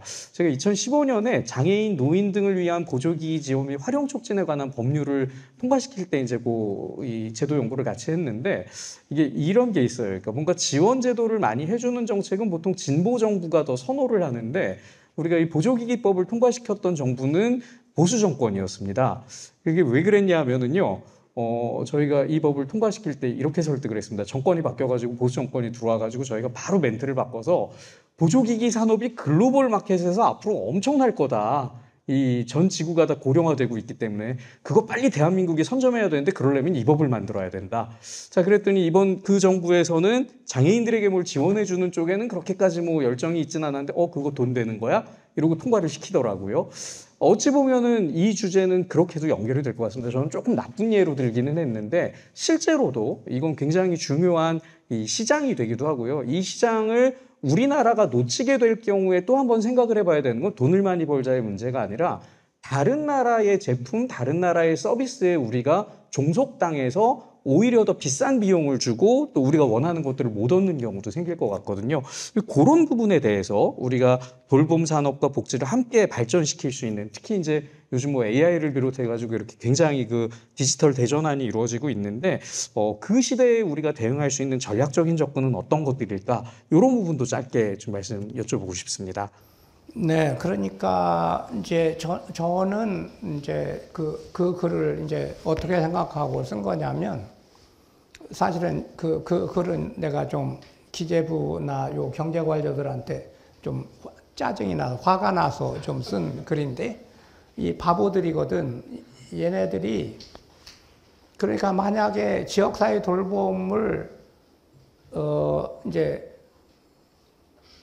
요양보호사, 활동지원사, 뭐 이런 사람과 아까 얘기한 가지가지 사자 돌림이 들어있는 사람들을 방문을 하게 하고 데이케어 센터도 하게 하고 지원주택도 지어주고 이런 식으로 이거를 하면 자연스럽게 이게 거기서 4차 산업혁명이 일어나고 이게 소위 고령친화산업, 실버산업이 이게 자극을 받을 거다.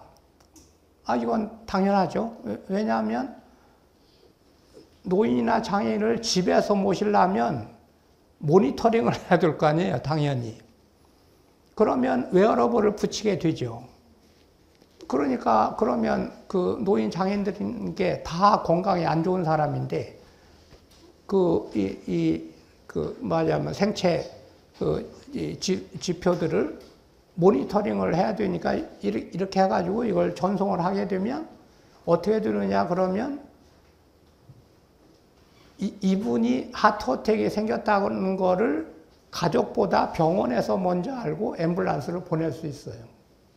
그게 가능할까요? 불가능할까요? 당연히 가능하지. 요새 한참 광고하고 있는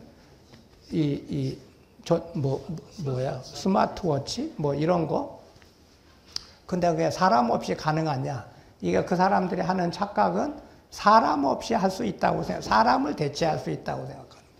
그러면 돌봄 로봇을 붙이면 사람을 대체할 수 있을까?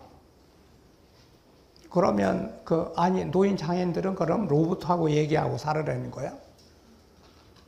이거는 말이 아니죠. 그런데 그거를 사람을 배치하고 지역사회 돌봄을 이걸 배치를 해주면 자연스럽게 이게 물품 소비가 엄청나게 늘어나는데 이 앞으로 보조기기나 의료기기를 내가 볼 때 건보공단에서는 이건 무한 공급을 해줘야 될 판이거든. 예를 들어서 그분들을 모시려면 침대도 전부 병원 침대로 바꿔줘야 돼요.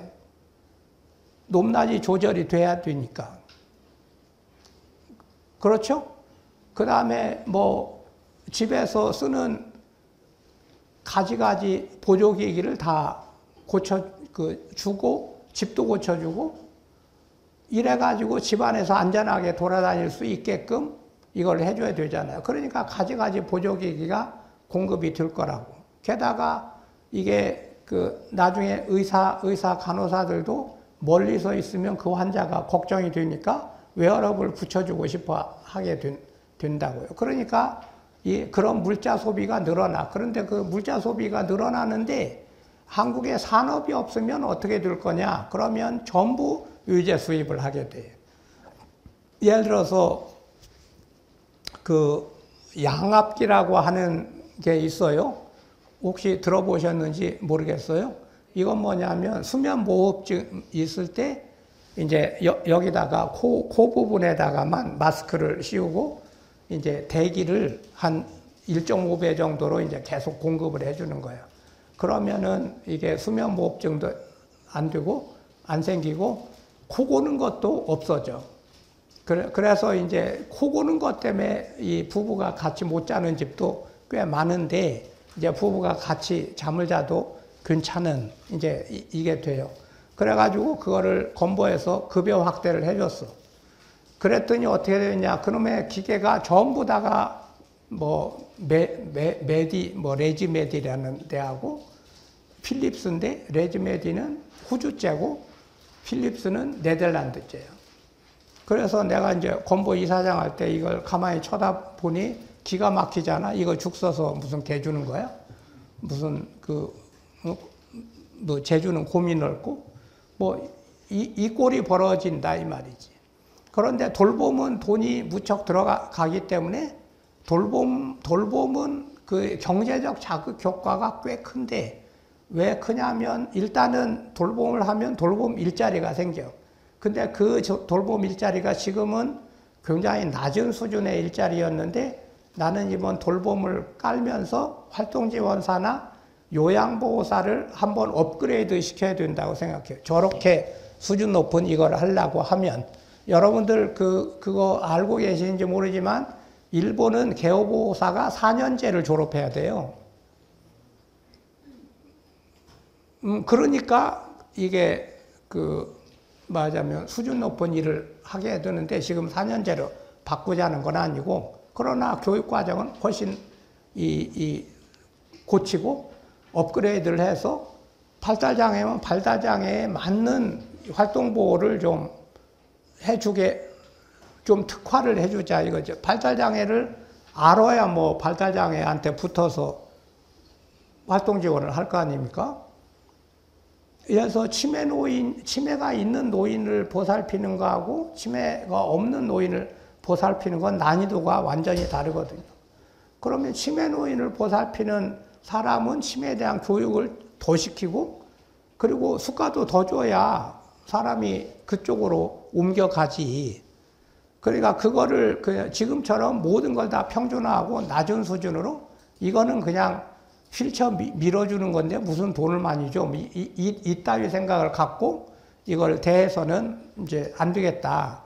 그러면 예를 들어서 가지가지 이제 예를 들어서 중증 뇌병변 장애는 휠체어만 밀어줍니까? 거기서 이 말도 들어야 되고, 그죠? 그 커뮤니케이션을 해야 되고 가지가지 이게 지원이 필요한데 그거는 가르쳐 줘야 될 거 아니에요? 그리고 그거에 맞는 수가를 줘야 될 거 아니냐. 그러니까 이번 판을 다시 깔 때 이 돌봄 종사 인력들의 교육 수준과 보수 수준과 이 전문의처럼 전문 영역을 좀 나눠서 이 특화를 시켜주자.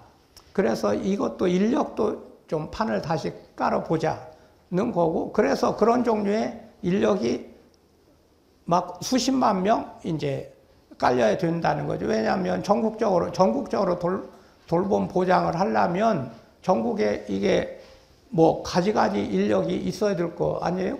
그러니까 아까 얘기한 그런 종류의 5만 개의 주간보호센터가 동네마다 깔린다 그러면 운전사만 해도 5만 명이잖아. 그렇게 이제 일자리를 창출한다는 거예요. 그리고 그러면은 거기서 그러면 돈이 그냥 없어지느냐? 돈이 계속 회수가 되지. 왜냐하면 요양보호사는 뭐 세금을 안 냅니까? 세금 꼬박꼬박 내고, 그 다음에 물건 살 때마다 또 부가가치세 내고, 또 보험료도 내고, 이래서 돈은 계속 회수가 계속 빙빙 도는 거예요. 그걸 이제 경제학에서는 경제 순환이고, 그리고 이제 계속 그 승수 효과를 발휘하면서 이제 여파가 생기는 거죠. 그런데 거기에 돌봄 산업이, 돌봄의 물자와 정보의 산업이 국산화가 되느냐 안 되느냐는 이거는 어마어마하게 중요한 의미가 있어요. 이게 경제 사이클이 이게 아까 얘기한 대로 이게 양압기처럼 그렇게 호주제나 네덜란드제를 쓰게 되면 경제 사이클이 호주로 새는 거거든. 그다음에 네덜란드 좋은 일만 생기는 거예요. 그런데 그걸 국산화를 하면 우리 국내에서 그 산업 때문에 또 고용이 생기고 또 세금이 거치고 이러기 때문에 이걸 증폭시키려면 이 돌봄 산업을 붙여야 된다. 그래야 이제 우리 쪽에서도 돌봄은 이렇게 해서 돈이 회수가 될 수 있다. 투자는 많이 되지만 돈이 회수가 된다라고 하는 논리가 필요하고, 이제 그거에 대한 연구를 통해서 숫자를 지금 구해 보는 그런 이제 노력을 저도 좀 하고 있는데, 그래서 이런 방식으로 돌봄을 통해서 돌봄 산업이 생기는데, 이거는 돌봄 서비스 자체를 영리화, 상업화하는 것과는 전혀 별도의 문제. 물자와 정보의 산업을 돌리는 거는. 그러면 이거를 통해서 판교, 뭐 원주의 의료기기 산업단지, 오송 첨단 복합단지 이런 것들이 이거 가지고 먹고 살 일이 생기는 거죠. 이제 이런 식으로 이제 사이클을 돌리는 이제 구상을 잡아야 된다는 거죠. 정말 모두에게 윈윈 될 수 있는, 정부도 그다음에 산업계도 또 돌봄이 필요한 분들도 돌봄을 제공하는 분들도 그런 정책이 될 것 같습니다. 그 다음은 저희가 이제 우리는 모두 의존하는 존재라는 키워드를 좀 뽑아봤는데요. 이 말씀이 참 와닿습니다. 그러니까 아까 잠깐 이사장님 말씀하실 때 책 출판해준 후배, 또 만화를 그려준 후배 아들, 이분들에게도 이사장님께서 도움을 받으신 것 같기도 한데 이게 돌봄을 약함이나 부족함으로 보는 게 아니라 인간의 조건의 본질이다 이렇게 인식하게 되는. 그러니까 저도 사실 장애인 쪽에 일을 하는 사람이다 보니까 자립과 돌봄 혹은 의존 이런 단어들이 양립할 수 있는 문제일까? 장애인을 돌봄의 대상으로 생각하거나 의존이 필요한 존재로 인식하게 되면 우리가 자립에 이렇게 그 저해가 되는 문제 아닐까 이런 고민을 잠깐 했었는데 이사장님께서 이제 모든 사람이 이렇게 혼자 설 수 없다. 이 모두가 의존하는 존재다. 이런 말씀을 해주신 게 저한테는 그 부담을 더는데 굉장히 큰 도움이 됐던 말씀인 것 같아요. 그래서 이 의존의 존엄함 이런 관점을 우리가 확산시키기 위해서는 좀 어떤 생각들, 무엇을 바꿔야 될지 이런 부분도 좀 한 말씀 해주십사 부탁드려봅니다. 이거는 이제 약간 철학적인 영역으로 이제 넘어가게 되는 건데 지금 이 자리 뭐 멀리 갈 거 없이 지금 이 교실 공간 안에서도 지금 끊임없이 우리는 그 의존하고 있습니다. 예를 들어서 우리 남 교수님의 신세를 나는 지금 단단히 지고 있거든요. 마찬가지로 교수님도 나한테 지금 신세를 지고 있는 거예요. 여러분도 나한테 지금 배려를 해주고 있는 거거든요. 그러니까 이 공간에 있는 사람들도 지금 상호 의존을 하고 있는 거예요. 그러니까 의존은, 그러니까 사람들이 착각하는 거는 지금 제 발로 다 걸어 다니고 뭐 혼자 자기 일도 하고 있는 사람들은 흔히 착각하는 게 뭐냐면, 나는 뭐 나 혼자 뭐든지 다 할 수 있어. 천만의 말씀. 아무리 하루에 수천만을 버는 어마어마한 일을 하는 그 중년 남자가 하나 있다고 치더라도 그 사람은 아침에 마누라 밥을 안 얻어먹고 왔다는 거예요. 매일 부인의 배려를, 도움을 받고 있잖아요. 천만의 말씀이 누구한테 의존하지 않고 독립적으로 사는 그런 사람은 존재하지 않아요. 로빈슨 크루소는 세상에 절대로 존재할 수 없어요. 이제 그걸 먼저 이제 생각을 해야 되는데, 그런데 또 평생의 구간으로 보자면 이게 누구나 다 어머니의 도움을 받고 살았지. 그래서 지금 여러분들이 살아있는 거는 부모님이 여러분들을 잘 돌봐주셨기 때문에 살아있는 거예요. 만약 그게 없었으면 여러분들은 벌써 다 죽었을 거야. 살아있을 리가 없지. 그리고 여러분들도 조금만 있으면 다 나처럼 늙을 거예요. 그러면 도움을 또 받아야 되지 않습니까? 그러니까 평생의 사이클로 보나, 그런데 그 사이클이 아니더라도 인생의 전성기에도 돌봄은 늘 주고받는 거라는 거죠. 그러니까 장애인들이나 노인들이 의존적으로 된다고 생각하는데 그거는 우리가 일상적으로 하는 그런 의존, 그런 지지 한 형태라는 거지요. 그러면 장애인들은 도움을 주는 일은 없고 맨날 받기만 하나? 그런 장애인이 세상에 어디 있습니까? 도움을 주지 않고 맨날 받기만 하는 장애인, 이거는 존재하지 않지. 그 장애인 자녀들도 그 부모와 그 자식한테는 기쁨일 수 있는 거거든요. 그러니까 그거는 그렇게 생각을 하면 안 되고, 나는 그래서 그런 나는이 아니라 사실은 여러 저자들이 그 얘기를 많이 했지요. 그러고 한국에도 번역으로 소개가 되기도 하고 또 스스로 책을 쓰신 분도 있고 이런 얘기를 많이들 하셨는데, 그러니까 그러면은 장애인들은 그럼에도 불구하고 늘 우리가 생각하는 장애인들은 그래도 이게 의존이 90% 아니야? 그리고 세상에 짐이 되는 존재 아니야? 이렇게만 생각을 하는데, 그게 그 장애인들과 같이 살 줄을 알고 장애인들을 배려해주는 그 사회가 장애인들을 차별하고 이렇게 사는 사회보다 훨씬 더 수준이 높은 사회일 수 있어요. 장애인들을 다양성으로 이제 생각하고, 저도 사실은 예전에 이제 어떤 일이 있었냐면, 아까 우리 교수님하고 만났던 그런 정도 시절에 이제 장애인하고 접촉도 시작을 했는데, 처음에는 그 뇌병변 장애들이 말하고 하는 거 엄청 불편하더라고.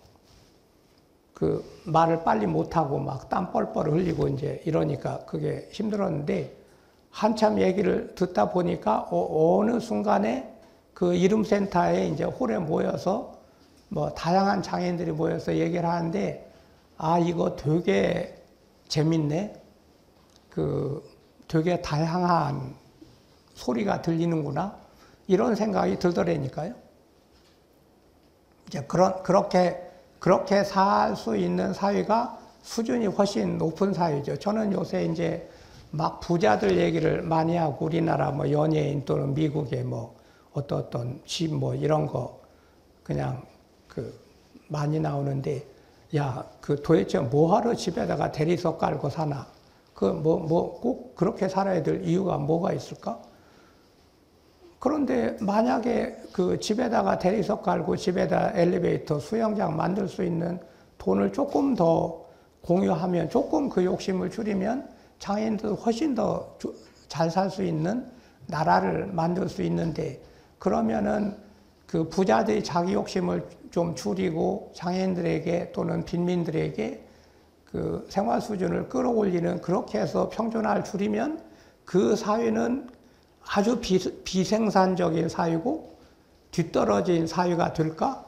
그게 뒤떨어진 사회가 될 것 같아요? 아니면 훨씬 생산성이 높은 사회가 될 것 같아요?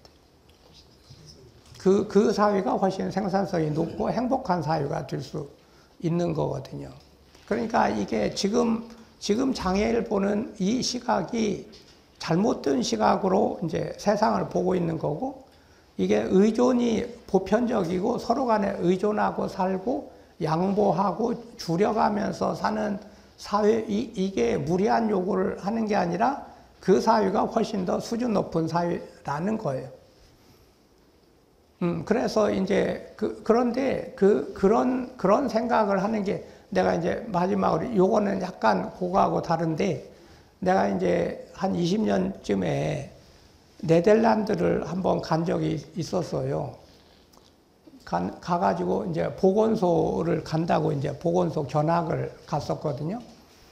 그래가지고 이제 보건소 견학을 갔더니 어떤 나이 드신 의사 선생님이 나를 이제 안내를 해가지고 이제 이게 쭉 이제 안내를 해주셨는데, 이제 거기서 이제 거기서 그분들이, 나는 보건소라고 생각하는데 지금 생각해 보면 통합돌봄센터 같은 거였지.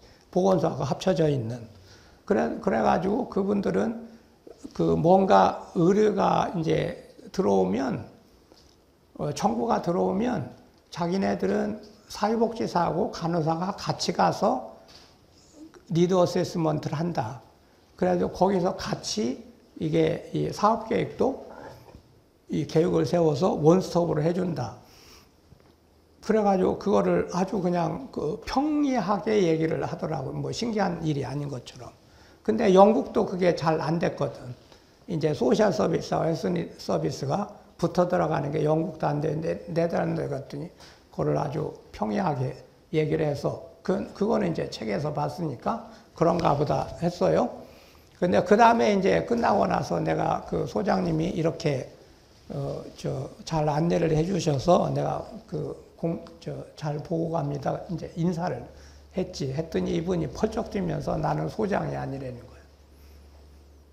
거예요. 그래서, 그러면 소장은 누군데요? 이제 물어봤어. 그랬더니 우리 센터는 소장이 없다는 거야. 소장이 없으면 어떻게 움직이는데? 그랬더니 그분 하는 말이 뭐든지 다 상의해서 움직인다. 그러니까 뭐 의사, 간호사, 사회복지사 할 거 없이 이 안에서 모든 걸 다 협의를 해서 움직이지 소장 같은 건 없다. 그래서 이제 내가 이거는 도저히 따라갈 수 없는 수준이다. 이제 이 생각이 들더라고요. 얘네들은 진짜 뭐 천재야. 뭐 이런 생각이 들었어요. 그런데 그런 사회도 있어요. 그러니까 그런 사회가 뭐 책에나 있고 이제 이상적인 미래의 얘기가 아니라 그렇게 생각하는 사회도 있다는 거야. 그런데 한국은 그 점에서는 굉장히 뭐 어떤 사람은 한국의 특성을 굉장히 평등한 생각을 갖고 있다고도 하고 어떤 사람은 양극화가 심하다고도 하는데 사실은 한국인은 상당히 좀 이 평등해야 된다고 하는 생각은 꽤 강한 것 같기는 해. 근데 현실적으로는 별로 평등하지가 않아서 이제 그 교리가 문제인데 그래서 이제 그 마무리 겸해서 하는 말씀은 장애인들을 차별하지 않는 사회가 훨씬 고급진 사회다 라고 하는 거고 그 주눅들 필요가 없다는 거예요. 그래서 그런 사회가 그러니까 조금씩 위에서는 줄이고 밑에서는 올리고 하고 이제 그 말하자면 지난번 장애인 돌봄 칼럼에서 얘기했던 것처럼 어려서부터 장애인 비장애인 아동들이 서로 웃고 떠들면서 사는 훈련이 되는 그런 나라로 이제 같이 만들어가는 그런 노력을 해야 되겠습니다. 그런데 그 이제 돌봄을 만드는 큰 방향에는 그런 생각이 들 있고 그리고 이제 그런데 그 얘기만 해서는 안 되고 그럼 그걸 어떻게 해서 구체적으로 현실에 구현할 수 있는 이 정책은 뭐고 제도는 뭐고 이거를 생각하고 이제 그걸 구현하기 위한 노력을 하고 이런 이제 운동을 해야지 된다 이렇게 마무리 말씀 겸. 감사합니다. 네네. 이사장님 혹시 대선에 출마해 주시면 안 됩니까? 제가 잠시 내란을 꿈꿔봤습니다. 제가 여러분께 먼저 좀 사과를 드리겠습니다. 초반에 제가 저의 팬심을 너무 많이 열심히 밝히느라고 시간을 좀 많이 썼던 것 같습니다. 원래는 그 이사장님께 이제 새 정부가 출범하기도 하고 또 우리가 이제 내년부터면은 그 의료 요양 등 지역 돌봄의 통합 지원에 관한 법률도 시행이 되기 때문에 거기서 우리가 준비해야 될 과제들 혹은 우리의 역할은 뭘까 이런 말씀도 좀 여쭙고 싶었는데 그 얘기는 사실 이 책의 78페이지부터 나오는 보론에 이사장님께서 다 써주시기는 했고요. 여러분들 질문으로 좀 소통을 더 하고 싶었는데 저희 시간 관리의 미숙으로 인해서 약속된 시간이 다 됐습니다. 그리고 지금 들어보셨겠지만 사실 이사장님께서 지금 감기 때문에 굉장히 이렇게 목소리 내주시는 게 어려우신 상황이신데 여러분께 굉장히 열정적으로 지금 말씀을 2시간 동안 해주셨거든요. 그래서 저희가 더 듣고 싶은 말씀 그 시간 무제한으로 막 하고 싶지만 그 저희의 욕심을 조금 버리고 이제 이사장님께 우리 모든 국민들의 삶에 돌아온 봄을 만들어 주시는 그게 돌봄일 것 같아요. 이사장님께 박수 드리면서 감사 인사드리면서 오늘 시간을 좀 맞춰볼까 합니다. 괜찮으시겠죠? 네, 저를 욕하시고요. 네, 그렇게 맞춰보겠습니다. 이사장님 진심으로 감사드립니다. 네, 오늘. 네.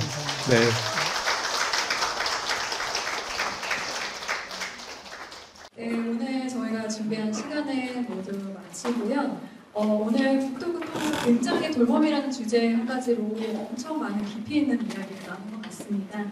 이렇게 긴 시간 동안 귀한 메시지를 나눠주신 김용희 이사장님 그리고 함께해 주신 우리 남세훈 교수님께 다시 한번 큰 박수 드리겠습니다.